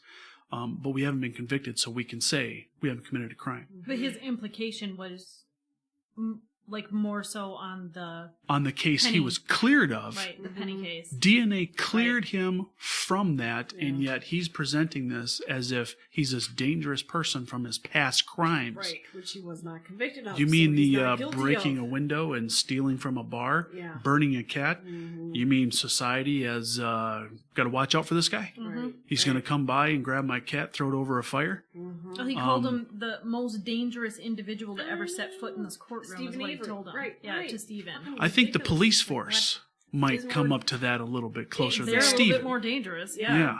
Yeah. So I guess when they were talking about that, because I think they played that for some reason, or they were talking about the case, all the original lawyers came together. I don't remember if it was this one or the last. I think it was this one, but it just it struck me weird in the first place when they were doing that sentencing that he was talking about. It just bothered me. It's like the guy was cleared. Why are you talking about that? Yeah. And then Why you just to even bring it bring up, it up? I guess I just wrote it down for another point. It's bullshit. I don't get it. Dean was talking about how he thought Brendan was innocent, and he said it's ordinary human failing, but the effect of it is, disastrous. Yeah. What happened to both Stephen and Brendan. That was the attorney for Stephen, For right? Stephen, What was his yep. name again? I always forget. Dean Strang. Dean Strang, yeah. Well, Jenny, I think you wrote down Jerry Buting's. I did. I'm getting to that. Okay. So, but then they flicked over to Hellbach, that moron again. It's a Buting. Beauty. Yeah. Butingg. Hellbach was ING. trying to make a speech, and he was acting like he was crying. Did you guys catch that? But it wasn't consistent when he Okay. was, talking about Brendan and how he would go away, whatever. It really seemed forced to me. And I know I've had a thing with this guy since the very first time I saw him because he just creeps me out. Hellback, yeah. Yeah, but this guy has been consistently like a fucker. Everything brother? about him, Yeah. everything about him just feels fake and sticky and weird. And I just, oh God, just watching him like fake cry like that, I'm like, who believes this shit? Right. What's his first name? That's what I can't remember. That's why I just keep calling him the Hellbuck douche or making up fucking swear words for him. Douchey Hellbach. Yeah. Right. So, so Buting, he said, now this, I tried to write it word for word. It may be a little, not verbatim. I thought it was good though, so Yeah. Yeah. He was like, we can all say that we would never commit a crime, but we can never guarantee that no one will ever accuse us of one. Exactly. If that happens, good luck in this criminal justice system. Yep. And I thought that was extremely Huge. powerful because in this case, these two cases, it's extremely true. Yep. Good luck. Good luck. Hopefully this never happens to you people. That's what I'm saying. This whole justice system needs to be reconfigured. Hey, if I lived in Manitoba, I know that they're probably at a lower income level, so they may not have the means that I do to just move out. Tip for all those people still living there. Yeah, it's corrupt. Get out. Right. Anyway, so with that insult being slung out there, hoping these people move, I would move. I couldn't live there with that police force. Unfortunately, that's not the only place that this happens, though. I know, You but know? just knowing about it. That's why the whole justice system needs to be just fucked over and Rotor-rooted out. Yes, exactly. Everything reconfigured. I don't care where you live. I don't care what city, state. And if I it's grew up New in York we grew up in St. Paul, where you believe Right. in cops. Right. And We're Irish. I don't care that if it's a fucking central capital. It just needs to be reconfigured because it's not about it's not about what the truth is. Well, Yep. Eric, you pointed that out as a very good point the other day. The justice system is corrupt. It's more about money in a pissing contest than it is about finding the truth. Right. We kind of went back and forth about it, and I thought that, it was a very good point. Well, and Dean also pointed out, he goes, basically it's a case of unwarranted certitude. Mm-hmm. He's like, that's what ails the justice system. Yeah. These people think, yep, this guy's guilty, and it doesn't matter. They're going to make sure He's guilty. Mm-hmm. And they may not even be doing it on purpose. That's just what they think in their head, is they're certain of something, so they're going to make it look that way. Yep. And at the end, Brendan got sentenced to life with no early release. Mm-hmm. Yep. I mean, we're analyzing a case, two cases around a situation, and we can come up with some fantastic conclusions that, our judicial system is very, porous. Mm-hmm. And we're looking at it right now on a situation where some people, by our conclusions and our review and what we can see, were wronged horribly. Mm-hmm. But at the same time, we don't hear so much about the people who did commit a crime and the evidence didn't support a prosecution and they're on the street. Mm-hmm. Right. And we know that happens too. Mm-hmm. And although we can get really emotional and upset about this situation and going, Jesus, how is it, how can it get that bad when you're supposed to be finding evidence to find them guilty, and what you have wouldn't be constituted as evidence. Right. Mm-hmm. And yet you're trying the person with what you have that is not evidence, and then to make it worse, your peers found you guilty on that. Right. It just doesn't make any sense. And but at the same time, it's what would be better than what we have. Right. Well, on top of the fact that the whole lawyer system, the payment, it's basically based upon, whether you win the case or you lose the case. How is that justified with somebody's life and finding the truth? Right. That should be completely taken out of the equation. They should be paid equally and work together to either find the truth. Yeah, I think we talked about that. Yeah. Right. Working together. Yeah. Why is that not pulled into the system? Why is it more about competitive nature of it, and who's going to get ahead? Yeah. It's all for personal self pissing contest involvement and self motivation or moving on up in the world. Yeah, you were talking about that, weren't you, Eric? Right. Having them work together. Right. Because you need a defense attorney, you need a bunch of money. Yep. You don't have it, well, you get not a fake one, Right. a half decent one that you don't have to pay for. Yep. The prosecution, they got it covered, so they don't really need to do anything. So it comes down to a battle of who's got the most money, really. And most of the time the state wins because they have more money than you. Yeah, and we would hope that most of those times it's legitimate. But mistakes are made, and we know that's true. So the question that I pose is, why is it not set up to where the prosecutor and the defense attorney are investigating together, not separately trying to find proof for their side? Because undoubtedly they're going to find proof for the other side too. But then they'll just brush that aside and keep their side of it, and whatever's there is there. Now, granted, if it's from collecting a piece of evidence and, you have full disclosure, both sides gets everything.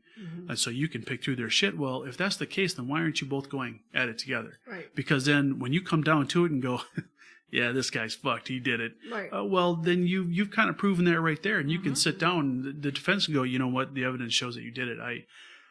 I can present the stuff that's factual that says you didn't, but they got this. Yeah. there's nothing I can do. Yeah. I'll do what I can, but you're done. Mm-hmm. You know what? Why not? Right. If the guy's guilty, he's guilty. Isn't that what we're ultimately after? Right. And if they're not guilty, they're not guilty. Mm-hmm. Yeah. Prosecutor says, hey, shit, the fucking guilty party's still out there. Mm-hmm. Hey, move on. Mm-hmm. We got this evidence. Let's work with this and let the other people pick this shit up and find them. Right. Right. Let's find the fucking guilty person. Mm-hmm. You know, let's put them behind jail and instead of trying to win the case for your own self-worth. Right. That's what it comes down to. Exactly. Yeah. That's what it comes down to. And yes, judges can say that they're biased. Obviously, not so much in this case. But Unbiased? unbiased. Right. You know, not so much in this. Because they were case. biased in this case, for sure. Right. Exactly. Yeah, biased in this case. But it follows the same government model that we have. The legal system is set up just in the same government model. It's who's the most popular. It's a popularity contest, rubbing shoulders. Who has the most money? Who can gain me the best Who took stuff, who took the judge out for drinks the other night? Exactly. That's exactly what it is. It shouldn't be That's like how that. it is in Isani County. I swear to God. You know. I 100% believe Yep. that. But Who's it the best shouldn't be smoozer? based on that, you know, because No. it's not about the best storyteller. Right. It's about about somebody's facts. life and Right. somebody's fact. Exactly. Yeah. Yep. Yeah. It's fun stuff. So that All right. concludes episode 9. That's episode 9. We'll Yep. be moving on to episode 10. We're going to take a 5-minute breather here, so we're going to pause the recording. You You won't won't even anything. notice it, but we'll be right back. Well, we returned from our break. Everybody's all rejuiced. I still have 2/3 of a bottle of water. I'll be the undesignated drunk driver. Happy St. Patrick's Day. Yeah. No shit. And my water's not green. Right. So we're on to episode 10 of Making a Murder, Netflix series. And episode 10 had a lot to do with, I guess, in a conclusion about kind of fixing things and trying to get things fixed and getting Brendan another trial and talking about, if I remember right, Stephen, their attempts to get him another trial and stuff like that, and where things were difficult with it. And right off, the first note that I have is the very first word is Lita, and I can't remember if that's a person or if that has an organization or something like that who went to bat for the requirements of video use in interrogations. They are picking up Brendan's post-conviction hearings. I think that was an organization. Yeah. I think it is an organization. So the other thing, the reason why they wanted to do that, from what I remember, is his interrogations were the first videotaped after getting that accomplished, that requirement. So they're seeing that in that videotaped interrogation, that led up to him being, or that proved that he had coercion was done to his confession, and the evidence they were working for the prosecution, which brought up a point of the investigator for the defense attorney, the first guy, was questioning Brendan, and that was her mouth, by the way. Sorry. Questioning Brendan in jail without his attorney present, getting another confession out of him. Now, the confession was for the prosecution, and somehow this was the defense investigator. So they were pointing out in these talkings that it was obvious the first prosecutor and his investigator were working more for the prosecution than working for the best interest of the client, which, right, in post-conviction hearings is some of the evidence that you can prove that they weren't looking out for the best interest of their client. And so it's necessary to have a retrial. And they were shot down. Another note I had on that, the investigations leading up to the post-trial conviction were the proceedings by the first attorney that was appointed, where they were proving he failed at his job. With Len Kaczynski, right? Yeah, I Is that think who you're that's talking his about? name. That Yeah. little worm. Yeah. Yeah, because well, they said that's the purpose of post-conviction and appellate courts is to make sure everything was on the up and up with the actual trial. So that's why it was being looked into. Right. I guess that's a normal process that I didn't know about until this. Yeah. Sure. Yeah. And I think this was one of the episodes I found most intriguing because it really showed you this group. And I'm gonna make sure I get the right name on when we post this. And I hate to keep calling it Lita because I don't know if it's right, but I wrote it down Litta, chicken scratch writing. But it was very intriguing to see them questioning all the people involved. And well, you put this and wrote this. After they were saying, but you said this. Yeah, I guess. Oh, you don't even know what the hell you did? So you're prosecuting this person or defending this person, which side of the fence they were going for, and you didn't give two shits about what the hell you were doing to know what the fuck you were doing? I mean, well, why were you there? Right. I mean, from the first time we saw him appointed to Brendan's case, he looked like a fucking worm that had no idea what he was doing. He looked more like a legal assistant and just placed there as a character in a film and really had no obligation to do anything. Yeah. And it was shocking to see on tape his investigator going to get Brendan to write down another confession to draw out those pictures. That's where the prosecution got that. Was from the defense investigator. Right. Sickening. Like, yeah, who does that? Well, what it came down to is I don't because get it. Mike O'Kelly, the investigator, he was working on the defense side for Brendan, but he was working on the state side for Stephen. Yeah. And so they asked him, so basically when you were going through this, you were not only trying to work for Brendan, but you're trying to collect evidence for Stephen's case too. And he was like, yeah. Right. And what is that? Hello, there's that's a term. conflict of interest. Conflict of interest. Right. That's right. Yep. Right. Yeah, he shouldn't have. He should have not had any involvement with Brendan. Not at all. No. He wanted information for his case for prosecution. Well, because that's going to hurt you as your job as a defense person for this client. You shouldn't have ever been involved. Right. I mean, no, I can't even do that. But I think Len the whole time was for the state side too. That's what I'm saying. Is he's a defense lawyer because he has to be in order to, before he can become a prosecution lawyer. That's usually where you start as defense, as like a state level defense.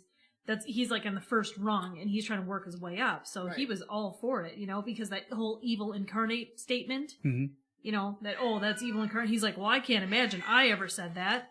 And he's like, I didn't say that. I mean, that would have been like a huge problem or whatever. So they brought in the video and they wanted to use it as impeachment evidence. That's right. Yeah. That's right. Yeah. Isa. Sorry, the cat came down here and is screaming at us for some reason.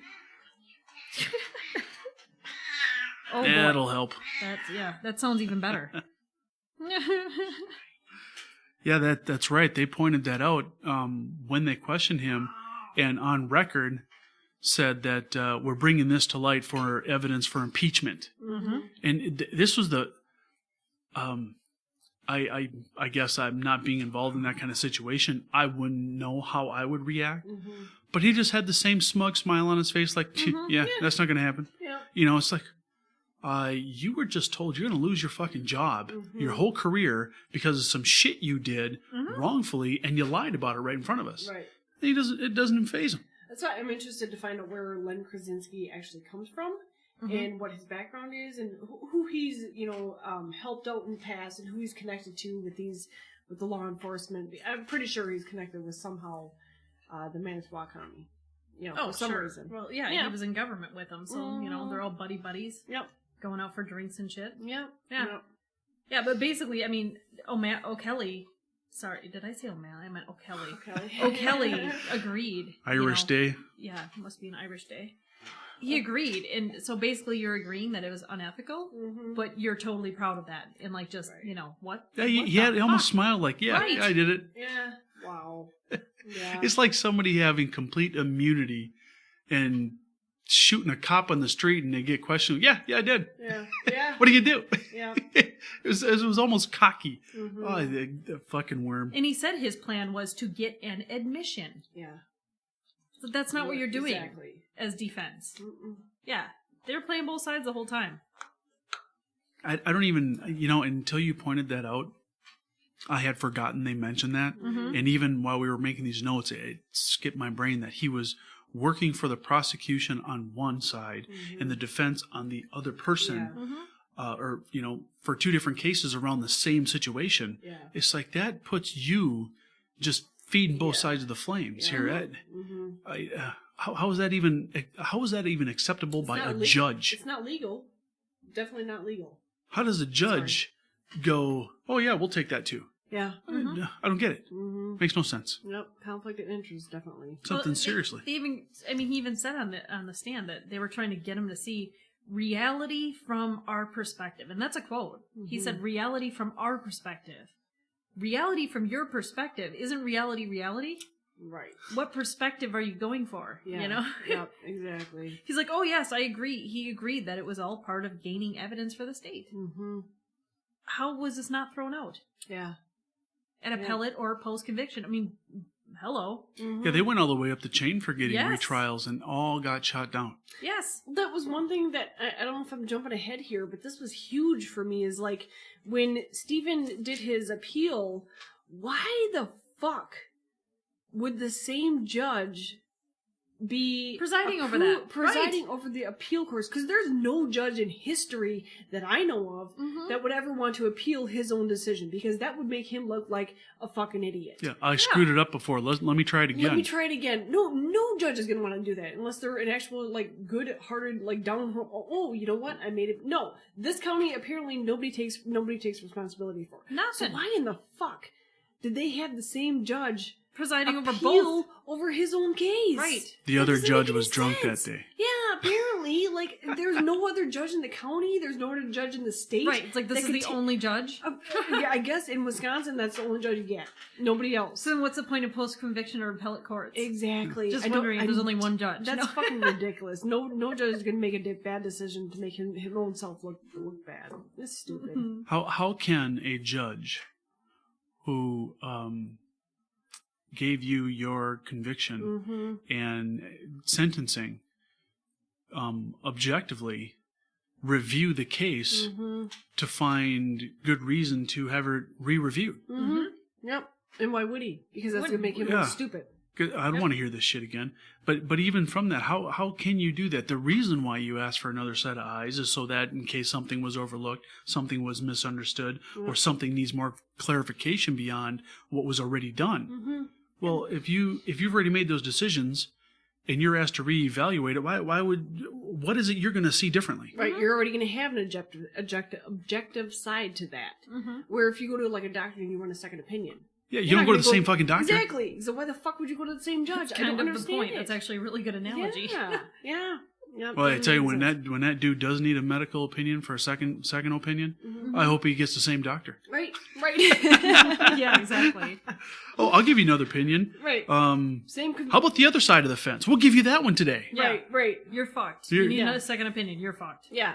The same conviction I Yep. presided over last time. Yep. It was funny because the day after that, O'Kelly interviewed Brendan with all that bullshit, having the pictures displayed out and making him write down the wrong thing, pressuring to give the wrong story again, listed as the right one. So thinking that they would get gold, he had the two, Fassbender and Weigert, interview him again the next day. They thought they were going to get gold out of him, and still was getting conflicting info because Brendan was back and forth going, well, I didn't do it. Okay, I did this. No, I didn't do that though, but I did this. I mean, confused as fuck, Right. These are people that you trust now telling you, tell this story. And then you're back at the police station the next day. I mean, think about his head, Yeah. Yeah. And so they were starting to get frustrated and they were pushing him and they couldn't get anything out of him. And that's when they convinced him to call his mother and tell her what he did after he finally broke down and was like, yeah, okay, I did it. This is all the information, blah, blah, blah. Well, you need to tell your mother. And then that's the big thing that they used in court, was him calling his mom and saying, yeah, I did it. Not in front of any police officer or anything. Like, that's really what they put the most weight on. Yeah. Yes. Yeah. So it was a complete tactic. Because Yeah, they they- knew Completely set up. because they knew it would be recorded. Yeah. That's why. Knowing that it would be recorded. Right. And they And they weren't supposed to use those statements. right. There was something about them They made a gentleman's agreement where they wouldn't use that Right. thing, but the state got greedy and used it anyway. Because they knew it wasn't Because going Len anywhere. wasn't I there, think. and his mother wasn't there. Right, Mm. and to they be so they couldn't do interrogated that. again. Yep. Okay. So all that was negative on their part as well. So I say it just I still just don't get it because it comes to those same questions. That's how do you allow that as a judge when post hearings you're going to be like you weren't supposed to use that? Well, if you weren't supposed to, why did you? Right. Mhm. Why would you allow something Right. that isn't supposed to be here? And Or if is it you not stricken from the record? Exactly. if you had an attorney assigned, even if the parent wasn't there, then why was the attorney not present at both these interviews? Mm-hmm. Yeah, that's what they're supposed to be there for. Mm-hmm. Yeah. And you're dealing with somebody of the mindset that wouldn't know he's supposed to have his attorney there. Mm-hmm. He can deny it, but they didn't even ask him. Right. Right. Right. Not that we know of anyway. Not that we know of. The other thing, I was so focused on this episode, I really started, flaking off and not writing down many things because I think this is the second time I've watched through now. And so this episode, I really started picking some stuff up on the post side of things. And you start to really see some of the information come out that you may have missed prior to, and the way that it was used and how it was supposed to be and how it wasn't supposed to be and how the ground really got laid out. It was really good information. Episode 10 was, in my opinion. Yeah. And something, so then when I started focusing, oh shit, I got to write down some notes. The next one that I have was the excused juror. They were interviewing him and some other people. Stephen made it- Mahler, is that his name? Or Richard Mahler? Is it Richard Mahler? I think so. Better write that down. Yeah. So he made a statement during the filmed interview when people were talking about the situation. I guess I don't remember who he was talking to while they were filming it, but while he was talking about it, he had said, "All the things I know." That was a quote he said, and he was finishing it up with, he just disbelieves what happened and he doesn't understand how things went the way they went and whatnot. And he was even suspicious of people being, I hate to say paid off or anything, but corrupted as Right. well. So the question I have is, well, what the hell do you know then? Well, why aren't you speaking up? Is there a reason why you're not? Or can't you? You were excused from jury duty, so what do you know? Wouldn't that be considered evidence if it was illegal information? So speak the hell up. Yeah. But why are you not? What are you afraid of? Yeah. Well, if The you live in cops. that county, Right. I understand. Right. So maybe you want to move, as Right. Jen suggested, and then open your speak damn up. mouth. Yeah. Exactly. Yeah. Of course, then if they did anything, you'd have to go back to that county anyway, so Right. it'd be fucked no matter where you went. But so I guess on that note, legitimately, I can understand where you'd be a little skeptical of saying anything. But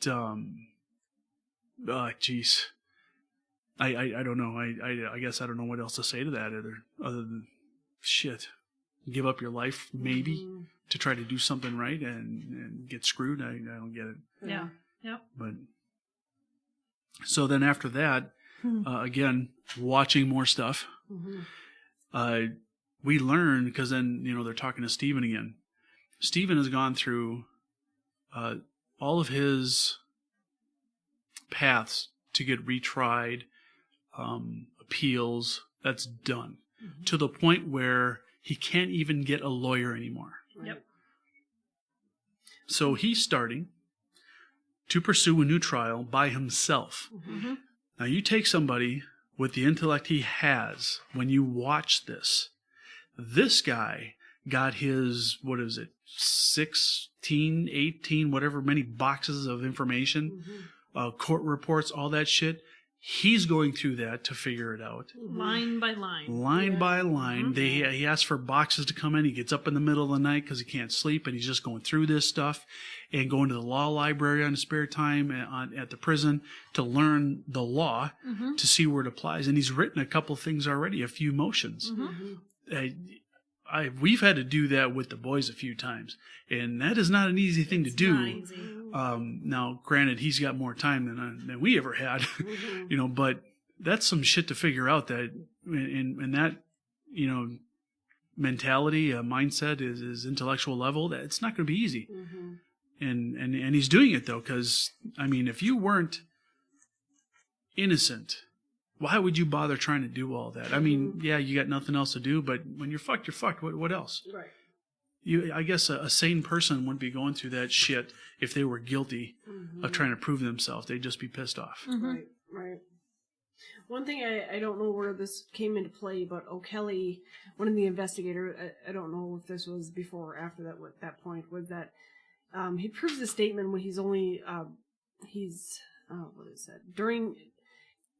The investigators proved that O'Kelly, his statement was only working to bolster the prosecution side. Of course, in the confession, with all the pictures he obviously held, for Dassey, he obviously hated the Avery family. His statements were that this is the devil's family, this is a one-tree family that needs to be chopped down. Yep. How fucking derogatory is that? Yeah, that was the hateful letter that he wrote. Hated that family, and you wanted this whole family basically to be incarcerated if you could do it them himself. It was pretty sickening. That statement alone was like, this guy should not be allowed in this case whatsoever. Right. After the whole Avery case, why was he involved in the Dassey case? Right. He was not impartial. No. And that should have been grounds for a mistrial. Completely biased. Exactly. It was ridiculous. Yet another personal bias too. Right, personal bias. Yeah. Hated the family. Hated them. Hated the Avery family. Just sick. It's senseless. Do you guys paying attention when the Ken Kratz stuff came out? Yeah, when Kratz was exposed. Oh yeah. About his sexual harassment. Yeah. Yep. I'm not talking about that. Right. No, Yeah. Really? Oh yeah, now you're not talking when you're so fucking talkative before. Right. Well, the news was trying to interview him, and he's like, "This is a non-news story." And Ryan's like, "Well," Really? he's like, "Why are you so worried about it coming out then?" He goes, "Oh, come on, this is my reputation." Oh, So that's what you're worried about here. That's what you're worried about because, Cocksucker. it comes out that you're calling yourself, hey, do you want a salacious, relationship with a married hot prosecutor, blah, blah, blah, something like that, an older married prosecutor. Just sick. Yeah. Just sick. It's like you, the, entitled. what was it, nymph or something like that, the lean, sexy young nymph, where he's like, I'm the prize. Ew. But, I mean, gross. you look at him, even just imagine his voice. Seriously, no. How much money, Cheryl, would it take you to sleep with him? I'm sorry, I would just rather kill myself. I'm sorry. No, seriously, think about it. No. If somebody offered me like $1 million, honestly, I don't think I could do it. No. I don't think even at $1 million I could do it because he is disgusting. Well, let's just up the ante. Take the $1 million and do them. Beg over his or, face. No. Or do it. Go through a trial with him involved. Exactly. Then I'd probably sleep with him and take the $1 million. I'd be so grossed out the entire time. But if that was the case, I'd probably sleep with him. Be a victim or be a accused in a trial of Manitowoc County with him as the prosecutor, or take $1 million and do them. Yeah, well, and here's the thing, is that he was texting this to a client of his. A victim, a sexual assaulted victim. He's sending shit like that. Not only one, but there was many. There was many. That's right. There was and the I have more accusation information of others. that comes out later. But this is the thing, I wanted to go back to the very first part of this episode, because Kratz opens the episode by saying he's very happy knowing that the citizens of Manitowoc don't have to worry about Stephen Avery anymore. And I'm thinking, you know what? But they need to be very worried about you. Yeah. Yeah. Okay. They need to be very worried about you, Mr. Kratz. Yeah. Seriously. Creeper. Yep. Disgusting. Well, and I Call think yourself a prize? Steven's comments when the whole Kratz thing was exposed, Steven's like, yeah, not surprised. It's kind of his character. I was like, fucking right on. And the Wisconsin Department of Justice took very little action. They knew about it a year ahead of time. Yep. And they took no action. Yep. We'll just let this fucking slime ball fucking slide through our fucking... And when it first came out, Ken said he was going to continue to serve, but then he contacts the Justice Department asking what he should do. And, I mean, I don't even know if they even responded or if we even heard about that. But he started blaming it on prescription drug interaction. And then he eventually dropped out of both Stephen and Brendan's cases. Good. Yeah. Good. Fuck that motherfucker. Yeah. Slimy motherfucker. Yeah. Oh, because five women came forward after that, after he said he was going to continue to serve and sent the letter off. whatever. All of a sudden, there's 5 more women. Yeah. Yeah, and he's like, okay, I guess I'm done. I'm sorry, my jaw is not dropping because Right. I'm not shocked at all. In prescription drugs, are you kidding me? He's still, if you see him in interviews today, he's still the same slimy, sneaky motherfucker he was back then. This is not prescription drugs. This is you. Right. This is how you are. Right. Your character. Yeah. And honestly, how is that not say a mistrial? If they believe that he was on drugs, prosecutor was on drugs, I think that would count for a mistrial. Yep. Just saying. Exactly. It's unbelievable that and we've probably just in this review, these 2 episodes,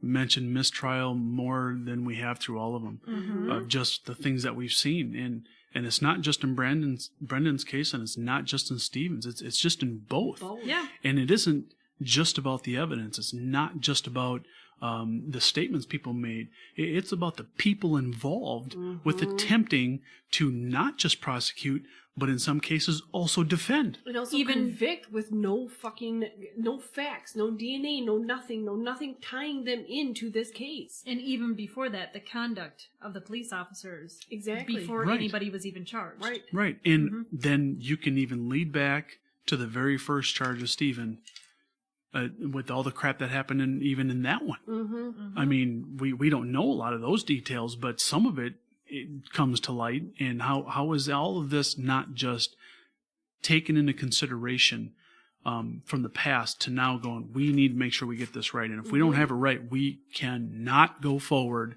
in an attempt to, fuck ourselves. But they do anyway. That was one thing that, like, how high does this corruption actually fucking go? Yep. And how deep is it? How deep is it, and how far back does it go in centuries? That's what scares me, because I know this is not the first case, and I've mentioned that probably about 1,000 times during the podcast. But why does the Supreme Court deny Stephen Avery's case when there are absolutely no fucking facts? There's no DNA, nothing tying him in. Why is this denied in the Supreme Court? Right, Supreme Court. Supreme Court fucking denies him? Why? Right. There's so many facts that would throw this case out, that would throw this case into the mistrial, that would deem this case not even reliable. And it's Well, the state denied. of Wisconsin It's wouldn't even fucking want to do it. denied. And you would think that they would want to make sure that their state's doing a good job prosecuting cases. They denied it, so that's why they had to go to the Supreme. How deep Right. does this corruption go? The comment is around that area when that stuff was being talked about. The thing that I wrote down is all the upper courts denied retrials. Yeah. And I don't know if that's true also with Brendan, but at least with Stephen, we know that for sure. So what I wrote down as a question is the Wisconsin legal system afraid of what this debacle will result in? I mean, if Or we're they're paying people off. well, that's what I'm talking about. Right. What are all the possibilities that could come out from this? Not necessarily way up on that upper bracket, but not impossible at this point. But then leading down, you're talking about a system of management, and if your people below you are screwing shit up that you're responsible for, well, then you're responsible for that. And when that comes to light, well, you're under the gun too. Right. And as well as they are, now what are you going to do? Right. Well, it's not just fixing the shit down there. Your ass is going to take a beating too, because obviously you can't accomplish what needs to be accomplished. So is that why it's gone up that chain and just flat out dropped? Right. Because as we talked about before, with Stephen, when he got cleared of that last case, your record doesn't go from convicted guilty to innocent. It's just we're going to let you go. So there's no admission of failure on their part. Right. Well, I think that's even more enforced when we find out that Brendan's Supreme Court motion was rejected as well. Right. It just when you get to the Supreme Court level, don't they really focus on facts and evidence? Right. And you would hope that they would. You would think that they would. You would think that Where is it? Wisconsin would go, oh yeah, we're going to retry Brendan's case. No, they didn't. Yeah, no, it just doesn't make any sense, and we can Beyond only raise the questions. Corruption. Yeah. Yeah, and that's the only thing I keep coming back to. that is the only reasonable and logical conclusion we can come up with. Yeah. And unfortunately, it's almost frightening Yeah, it is. because you're talking an entire state, then that gets into a federal level. Right. That's a fucking problem. Yep. Yeah. And it's Wisconsin, for Christ's sake. It's not like it's California. Right. You know? Or New York, or any big cities. It's not like a high-profile city or whatever, and that's how much it affects the Supreme Court, when nothing should affect the Supreme Court. Right. The Supreme Court should be standing alone, Unbiased, going, nope, exactly. we are the supreme level of the law. Right. And right now you're looking like the supreme level of corruption. And that's what society is led to believe, is that the Supreme Court is this unbiased fucking like jury of we don't take any kind of persuasion. Oh really? Okay, then why was this case denied when there's no facts or no DNA, no spin, no nothing tying any of these people into, except for statements, remarks that were denied previously. You're gonna fucking deny the case? I don't get it. So let's speculate. If you get to the federal level and they look at this strictly by evidence and go, this isn't even, Right. this shouldn't have even No been in evidence. the court. Okay, so let's take in now the testimony and the trial information. And, you know, of course, we're putting our take on what we've seen. And if they were to loop through that and go, what the fuck are you people doing? Yeah. And then look down on them, and where would the harm come in at that point? Going, we're doing this because you guys screwed this up on a level beyond fucking the pooch. And we're going to get it right. And when we find the failures, we're going to hold you accountable. Right. Why would that be such a problem in the eyes of society? I personally would find it refreshing and hold the federal level of government in our judicial system at a much higher level. If they were to, you know, bitch slap or spank a state for fucking something up that bad. Yeah. Going, what the hell are you people doing down? This is not what our country was about, and you're screwing this shit up? No. Right. I would personally find that to be a good thing. And I think that they maybe look at it as these, you know, the people living in the county would now not look at their county representatives and officials as, you know, higher ups or, you know, I couldn't deny They're that. right. But exactly, they're right. Right. That's exactly fucking right. You know, but even if they were to elect a whole new, you know, board, It would end up happening because when the election time came around, why would you vote those people in there again? Right, Okay, but still, that has that's a very how is that going to be small bad? spectrum of the scale. Right. Yeah. So how is it? Again, from my perspective, if that were to take place, I even if it happened in our city, I would be happier Yeah. versus seeing what I'm seeing now and nothing being done. Right. Right. Because then it just says, oh, so you support that? You're supposed to be my management skills or scale up here, watching this bullshit, and you're okay with that. I don't see that to be okay. Nope, not at all. Yeah. It'd be interesting to find out what would happen if that were, Right. you know. It just kind of enforces the fact that, you know, people like us doing a podcast, you know, this is the reason that you do stuff like this. This is the reason people need to keep on it, because we need to demand better treatment. We need to demand a better government. We need to demand that we get unbiased, you know, results when it comes to the judicial system or the government system, and we're not getting it. No. And that's the problem. And so the more people that speak up, the more people that are on this, and don't let it go. I mean, you know, grab onto it like a little pit bull puppy and just fucking shake the shit out of it. Yeah. The more people that can do that, the more we can get done together. Absolutely. Right. I agree. Yeah. Create more podcasts just like this. Tag us with it. Well, it's not just that. It's not a podcast. It's people go out. You know, people actually do jobs, do work, try to make a change. If you're in the government, try to go for a change. I know it's hard, but that's the reason that people can't let this go. Even us as just the public. Right. You can't just let it slide, because the next time it might be you. Right. Start a revolution. You need to be That's what I'm informed, and you got to have the data. You got to do the research, and when things aren't right, you need to question why, and you got to, you know, make changes where you can. You know, it's After 200 years, I think we kind of need a reevaluation.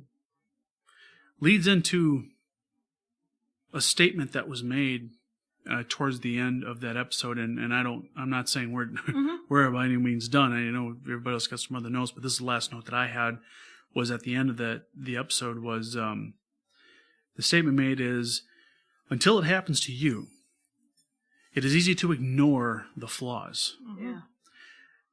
And my comment too, in response to that, was, It's not wrong, but there's not a perfect way, and we've talked about that. Mm-hmm. I mean, we've had some ideas. Why don't the prosecution and the defense work together and investigate a case and really find out what the truth is? Mm-hmm. Unfortunately, the way that system is set up is that I have a right to a quality defense, which means you have to defend me, believe it or not. Well, if I find evidence proving that you're guilty, what am I going to defend? Mm-hmm. No, I have to bow out. That's all I can do. That's what they should do. Right. And, well, what's I going to say to the next guy? Right. Well, the next guy says, why did you leave? Can't tell you. Doesn't matter. You still get paid the same amount. We And- should all be paid the same amount. And really, that's what it comes down to, Mhm. unfortunately, with money. our It's money our right now. lawyers, Mm-hmm. is if you're going to lose 10 times out of 10, well, nobody's going to come to you, so you don't Right. get paid. Right. Yeah. And if you're going to lose as a prosecutor 9 times out of 10, they'll get a different one because you're not working. Mm-hmm. Mm-hmm. So why would you try to do what's right versus what will accomplish you? Mm-hmm. You know, it's a harsh way to have to live that way when shit like this is happening. Mm-hmm. Versus if it was a little bit more fair for everybody. But or even at this point where the post stuff comes into play. Well, then how about you keep it to reality? Mm-hmm. If the evidence is provided showing that there was mistakes made, Mm-hmm. okay, let's try to figure this out. Mm-hmm. Why isn't there a branch of government now just picking up that shit and going, hey, well, we got another case to re-review because the post-conviction trials have proven that there's possibly some mistakes. Right. And then they figure them out and go, all right, here it is, go do it again. Mm-hmm. Yeah. All I right, agree. well, then who pays for that is typically the question. Mhm. But I tell you what, how about the prosecuting attorney? Mm-hmm. There you go. Since there's mistakes found, Mm-hmm. how about whatever you got paid for that case, 50% of it gets held on to until they figure out whether you deserved it. And if not, that pays for that next trial. There'd be a lot less missteps that way. Oh, wouldn't yeah. it? Yeah. Mhm. Maybe. Wow. There you go. Well, then you got to be fair to the defense guy, too. Half your fucking money That's gets your held money up. if you fucked up a case. That's Yep. right. Mhm. Yeah. Or And- in Len's case, all your money, Yeah. Yeah. since it was so blatantly obvious. It's $14. Right. But yeah, I mean, we can come up with a lot of good ways. It's just, what's really going to be what's really going to work. And when it comes down to the damn dollar, it's nobody wants to give it their money for anything. No. Right. Right. But Yeah. Yeah. So Stephen was actually eventually transferred to a new facility that's closer to home Mm-hmm. in Waupun. And he has a new girlfriend. They introduced Waupun. her.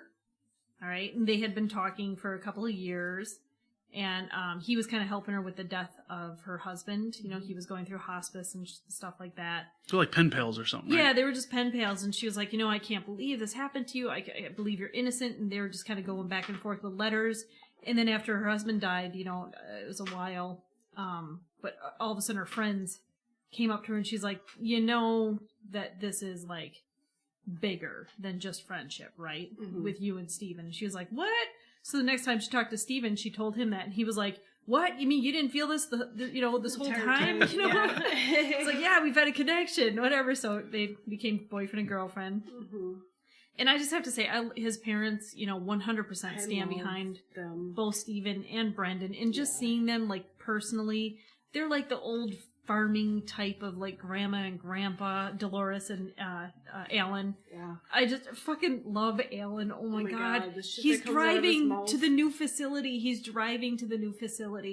And he's like, this goddamn place, because he can't find a parking spot. And Yeah. Dolores is the perfect, passenger seat driver. Mhm. She's like, turn here. He's like, no, I can't turn there. She's like, well, you did before. And he goes, doesn't mean I have to do it again. And he's parking, and she shouts at him. She's, that's close enough. Right. It just reminds me of, like, my grandparents in certain circumstances. They're Yeah. not as innocent as them. Right. I'm saying my grandparents are not as innocent as these two. Right. I would love to have these two as grandparents. They're Yes. hilarious. The way they walk, the way They're so just cute. Across the street, they're just all humble. I think it Yeah. would be unforgivable if he's still in there and one of them dies. Yeah. That, Yeah. like, just thinking about that saddens me. Yeah. Like, his mom has a little house picked out for him, even though it'll be long gone by the time he gets out. Mhm. She does stuff like that. His dad's, like, growing a garden because he knows that that's what Steve wanted to do in the woods, Yeah. They're just waiting for him to come out, waiting for the truth to come out. Yeah. It is it is refreshing to see parents that care about their kids. Mm-hmm. And granted, we're talking a generation far enough back to where that existed. But and unfortunately, we're seeing it on a TV series that isn't necessarily in the best light. But nowadays, it's just not there. And that the innocence of just caring about your family and still moving on with life. I mean, their their business got destroyed over all this. I mean, it's just worthless. So you see them grow in the garden and stuff like that. You kind of wonder, is that really what you have to do to survive now? Because your business is taking such a hit that it used to be such a booming thing, and this is just decimated your livelihood. Well, Alan even said, he goes, they ruined us. They ruined our business. He goes, I always thought Avery was a good name, and they knocked it down to nothing. Yeah. Yeah. Yep. I mean, and it's weird when you hear a statement like that from somebody. It doesn't mean anything, but from somebody of that generation, there's a lot of impact in those words. Yeah. That those mean something, from that generation of people. And Dolores even said, she goes, there's nobody here left. She's like, family, everybody, they've all moved away. I hardly talk to anybody. Mm-hmm. It's like, oh. Yeah. It's kind of destroyed their family when you think about it. Mm-hmm. It's tragic that it happened, but. Yeah, and I mean, Stephen, the very last statement, and we can go back here, but the last statement that Stephen makes, he says, I ain't going to give up. It's like, when you know you're innocent, you keep going. Mm-hmm. It's like the truth comes out sooner or later. Yep. Guilty people don't say that. Right, exactly. I have that as my last note. Yeah. People cannot give up on this. They cannot give up on, or when you know you're innocent, you keep on going. Stephen, the truth always comes out sooner. Exact statements. Yep. And in Buting kind of said that too. He goes, it's going to take a while to right this wrong. Mm-hmm. But he hopes that people see the errors here and that they don't give up on Stephen. Right. One thing I wanted to point out before we moved on to the next comments was, with the whole justice system being revolved around money and greed, and the two in this case really, that they didn't have any involvement in the Dassey case. They didn't have to. They weren't getting paid to, but they still felt that this was an injustice in the system, was Strang and Buting. They were Avery's attorneys. Prior attorneys, yep. They had nothing to do with the Dassey. They didn't Right. have to do anything with the Dassey, but they still stayed involved because they felt this was not right. Well, to do what they could do Yeah. without, being representatives. Yeah, and even after their case was dissolved, or was what's the word? Closed. Closed. Mm-hmm. They still continued on without money, without being paid, without being representing anybody. Mm-hmm. They were like, something's not right here, and they still pursued to try to find what they could without, I don't know. They really, those two, They went above and beyond. an exception of a the typical rule. lawyer. Exactly. Mhm. Yeah. There is one thing that now that you mention that jogged my memory that I found intriguing about one of the denials that Stephen got was for what they call it, the Avery bill, for the innocent people thing or something like that helped him the first time. They denied him for the second time. Yeah. It's They wouldn't take his case. Fucking stupid idiots. It's like, well, it's a little unusual. Yeah, I had that note too. Why won't the Innocent Project cover Avery? Yeah, is that what it's called? Innocent Project. Yeah, Avery Innocent or something like that. Yeah, and it was they helped him with the first one. Assisted with getting the what is it called, the Avery bill passed or whatever it was, to prevent that from happening again. Yeah. Which denied him the second talk time. about the irony. Happens again. God. Named after the guy that you were... to prevent, Right. and it happens to him God. for a second time. And then 2 years after he was getting let out, and it just. And then they deny him the. Oh my God. And then no, we're not going to help you. Yeah, we're not going to help you this time. We helped you last time. Thanks for your name. It's a one-time shot for your life. Yes. It's a done deal. Yeah. Yeah, it's very. So. Yeah. Very strange. Yep. I don't know. That I don't have any more notes. So what do you got?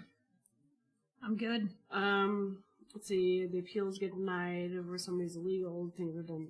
That's cheating. Facts. This case. Failures happen. The injustice system. Sorry, I didn't mean to edit this all out. So what we'll do, if Cheryl doesn't have any other notes, I'll let her read through them silently. But what we are planning on doing for the next episode is doing a follow-up with all the news, including the Ken Kratz stuff and Stephen and where he is in the case today. Brendan, if there's any new news on that, I'm pretty sure there is. So we'll just be bringing that to light, and I got to catch Cheryl and Eric up on it before the next podcast. Yeah, I mean, just a quick idea, I guess. The research you've done and that data, if you can print it off or something like that, then we can go through it, and you can kind of take the lead and just kind of question it out, and at least, or even if we have it in hand, we can research it a little bit too and get the information offline. But my last note was people cannot give up on this case. They cannot give up on finding the ways to help prove Stephen and Dassey are innocent and to find the guilty person that is actually out there. Yeah. Just in case this happens to you, fuckers. Don't want to, seriously. Think of it that way. Everybody fuckers. Think of it that way. Yes, if I this get is it. your case and you're in jail, how would you feel? Right. Is this how you want your justice system to preside? Right. I want to clarify, the fuckers are the ones not listening to us. Nice. Sorry for the language. Yeah. No. We have to watch our language. Yeah. It's not the language. Don't call our audience fuckers, because they're the ones that actually care. I know exactly. But I know what you're talking about, because I call you guys fuckers all the time. It's a term of endearment. It's a term of endearment. Okay, there you Just go. saying, Yeah, we like all of our listeners. If we don't like you, then you're a fucker. Yeah, right. You guys are awesome. All right, fuckers, what's next? Right. Well, I have this interesting story. Since we're on the cop or police thing, legal thing, whatnot, and we're about 3.5 minutes out of 2 hours. Fucking A. How do we keep doing this? A few months ago, it was actually last year, probably around the fall time. I'm sure everybody's heard about this stuff, the Black Lives Matter and whatnot. Here in Minnesota, in St. Paul, cop allegedly urged drivers to hit Black Lives Matters protesters. Oh boy. And this got some news time that you wouldn't believe, and it's quite interesting. So I have the story. I printed it off actually a long time ago, and I just haven't read it yet. I've read it a little bit, but I haven't read it on the air yet. So it's this story is written by Mara H. Gottfried, and it's from the St. Paul Pioneer Press. St. Paul police have placed a sergeant on leave as they investigate a report that he posted on Facebook, "Run them over," quote unquote, in response to an article about an upcoming Black Lives Matter protest. Now, keep in mind, this post was done, I printed it January 19th, 2016, so not happening anytime soon. But maybe it was in January, it wasn't quite last year, but the comment detailed what people could do to avoid being charged with a crime if they struck someone during the unpermitted march on Martin Luther King Jr. Day, which blocked traffic on the Lake Street Marshall Avenue Bridge. I'm not exactly sure an officer should advise you how to commit a crime without getting in trouble. Right. So, Andrew Henderson, who frequently videotapes officers at work because he says he wants them to be held accountable, noticed the comment from J.M. Roth about 1 a.m. Saturday and immediately reported it to St. Paul Police. He filed an internal affairs complaint Sunday, naming Sergeant Jeffrey M. Rothick. He posted a video of himself reporting the post to police and a screenshot of the post here. Now, I don't have that picture on here. I didn't want that. But I'm sure if you went to the website, M. Gottfried, spelled Mgottfried at pioneerpress.com, you could see all that. Rothick could not be reached for comment Monday. The St. Paul Police Federation The Union for St. Paul Police Officers is representing Rothek. Chris Watchler, the union's attorney, said in a statement Monday, quote, "There is an investigation underway. We will let the process play out. I can't comment on an active investigation until it is complete," unquote. On Monday, St. Paul Mayor Chris Coleman issued a statement saying he is outraged and disgusted by the post and, in parentheses, I have directed the SPPD to investigate. So that's good news. Right. Chief Smith and I are committed to building strong, trusting relationships with the communities we serve. Coleman continued, "There is no room in the St. Paul Police Department for employees who threaten members of the public." Okay.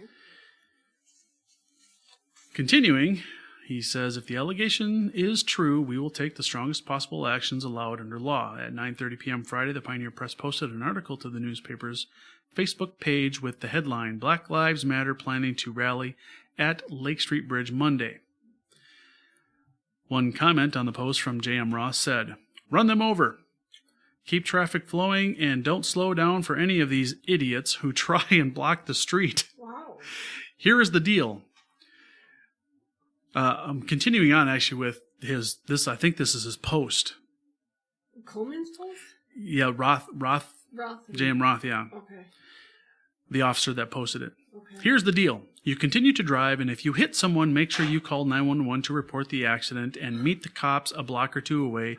And you can justify stopping further away because you feared for your safety since, in the past, people in this group has shown a propensity towards violence.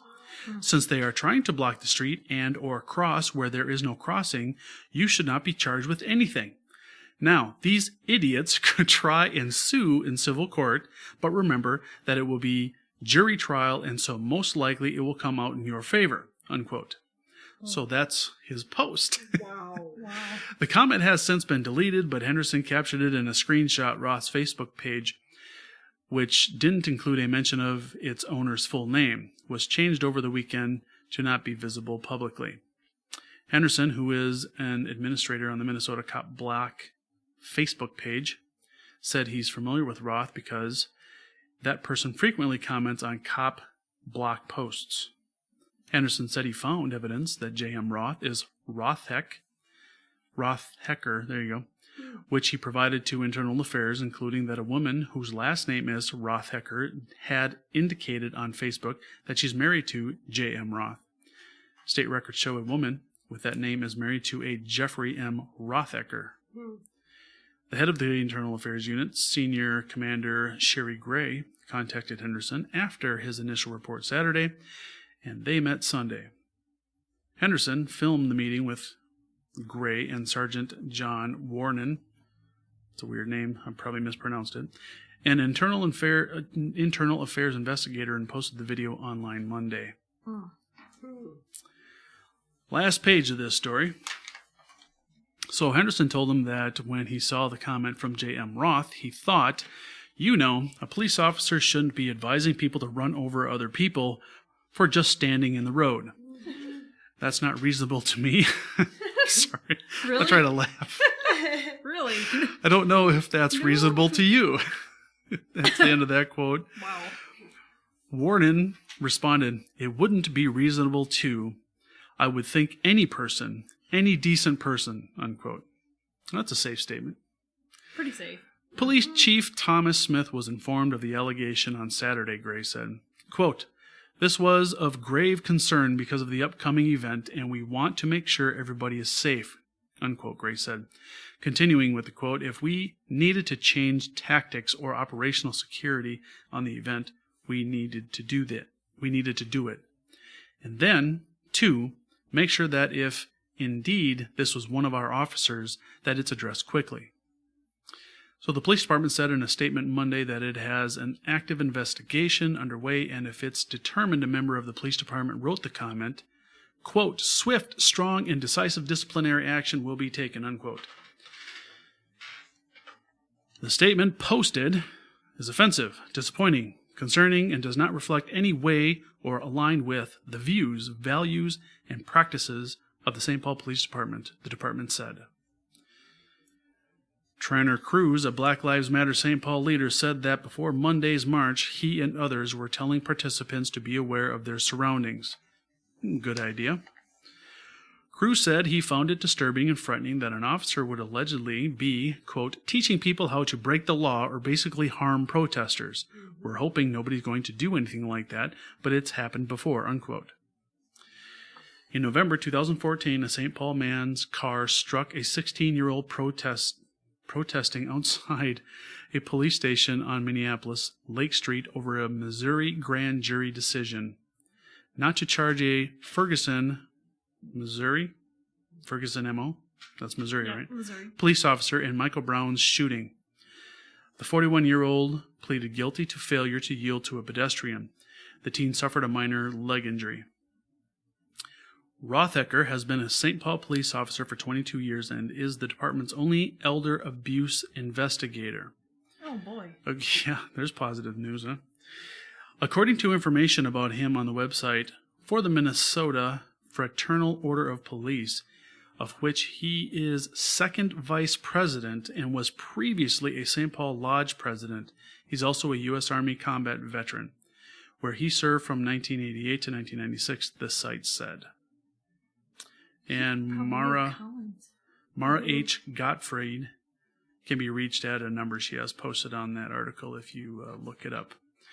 My personal thoughts are a little brash. If you don't have a right to block the street, I'm definitely not saying run people over. But if you don't have a right to block the street, you don't have a right to block the street and get the hell out of it. Mm-hmm. I understand the Black Lives Matter organization has a point to be made. The problem is any organization, not just that organization, when you're trying to prove your point with obstruction to other people, you aren't going to get listened to anymore, particularly by me personally. I can say that. I don't want to say that's the way, general public thinks. But I'm sorry, I'm not going to listen to you anymore because you're disrupting my day. You have no right to do that. There are better ways to do it, and you need to use those. There's more effective ways to do it. Like, the old saying is you catch more flies with honey than you do vinegar.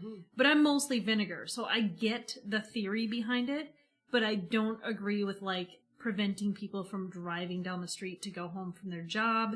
You're doing it in the wrong manner. You're not creating anything good. Not only on top of that is your friend owns a company down there in Minneapolis, and were they blocking people coming into to her the business? store. I mean, there's a lot of the the destruction. You're blocking people coming into your community, spending money. That doesn't make any sense. It's a deconstructive method as opposed to a constructive method. I'm totally about in your face, get the shit right here so people have to deal with it. I'm totally about that.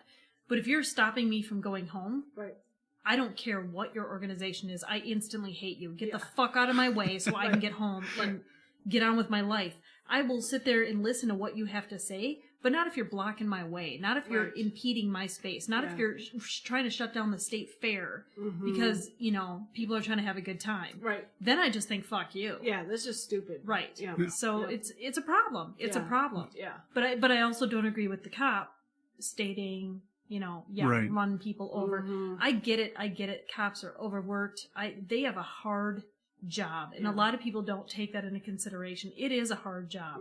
It is really tough. I mean, you're bombarded with the stupidity you're smacked with every single day, every minute that you're at work. Right. And you still see it when you're not at work. And I have to tell you, out of the 9 out of 10 cops that I've met, 10 out of 10 of them at least seem not racist. So this guy, he's not the majority. And I know that's kind of like the whole 5th precinct kind of thing, is that cops are racist and they're really trying to push that. I don't know a lot of Minneapolis cops. I know a lot of St. Paul cops.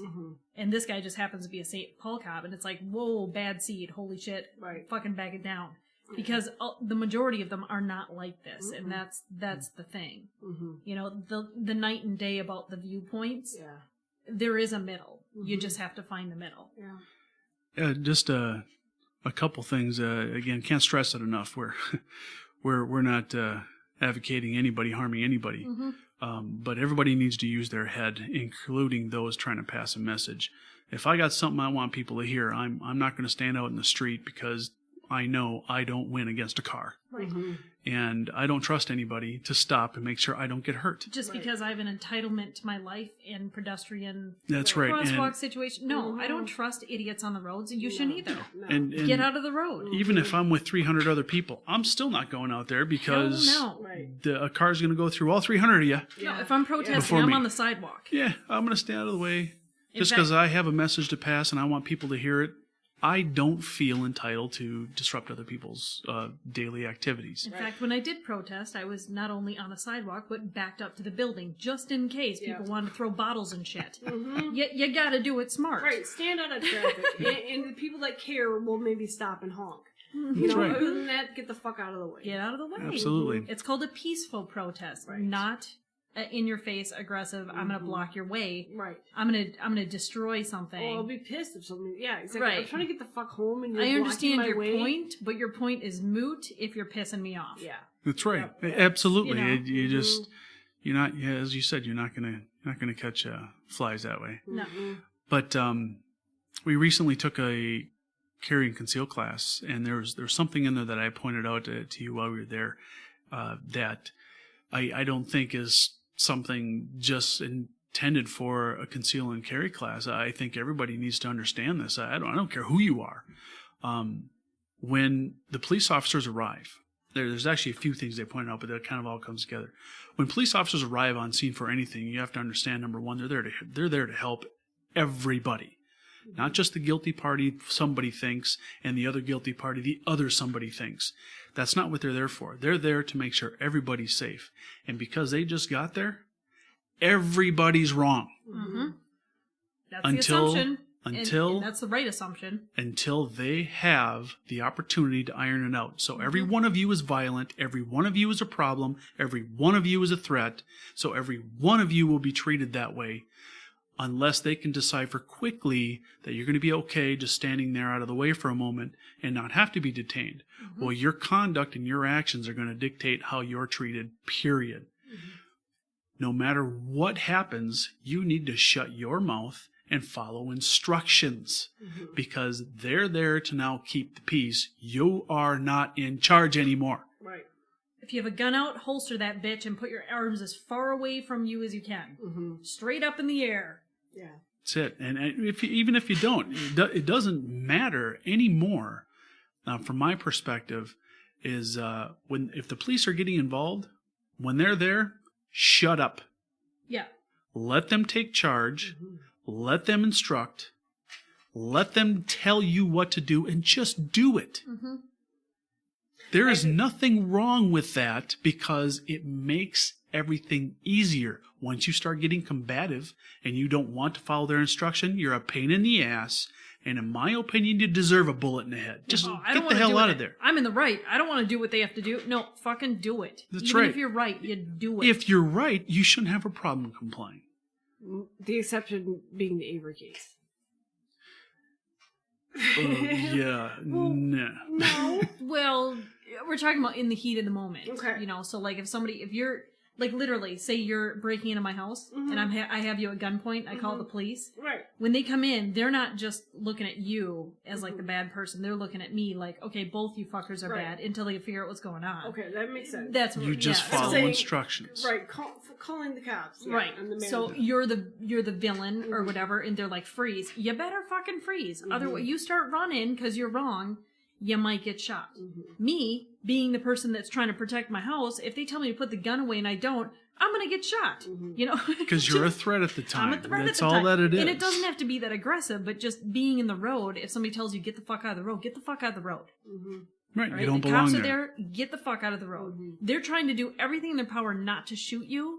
You being up in their face and obstinate and, you know, that doesn't do any good. It doesn't do any good to you. It doesn't do any good for the cops. It doesn't do any good for the situation.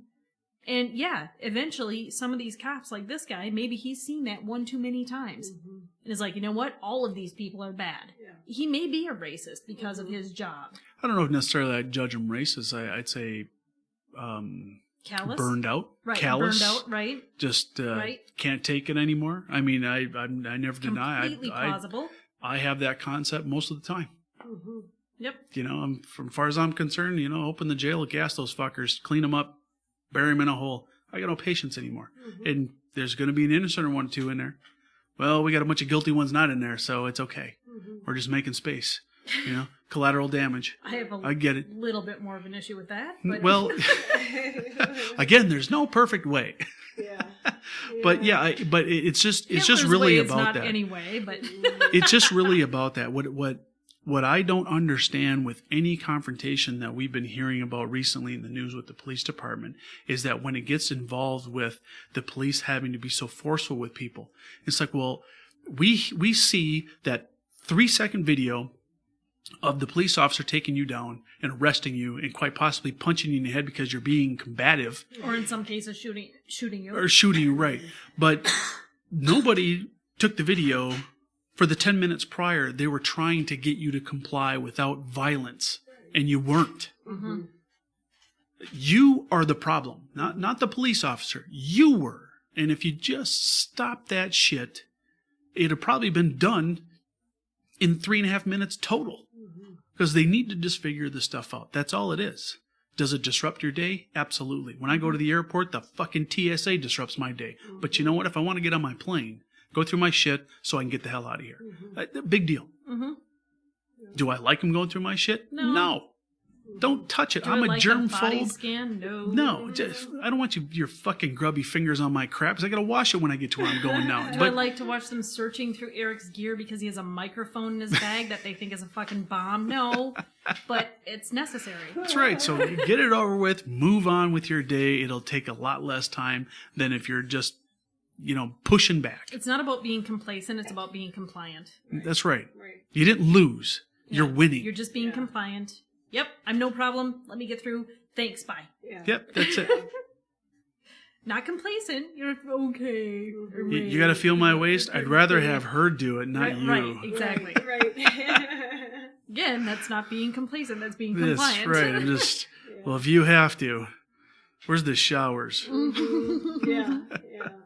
So yeah, nothing negative coming out of the story. It was just interesting. We've been doing the review of this law stuff, and this has been a hot thing the last few months. Well, It's kind of quieted down. We know a guy that's pretty much was raised as our uncle that probably knows this guy. So I kind of want to contact him on Facebook and see what he thinks about this guy. And Sure.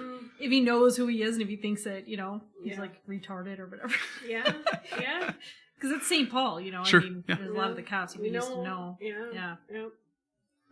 So yeah, that's all I have. We're definitely another long one here. Mm-hmm. So Another one. Thank you for listening. Yep. From we the bottom of our appreciate it. hearts, seriously. Yeah. Pass it along. It's a total or- experiment, and I know we're not professional yet, but I appreciate everybody that tunes in. Yeah. And we would really love comments if Yeah. anybody has them.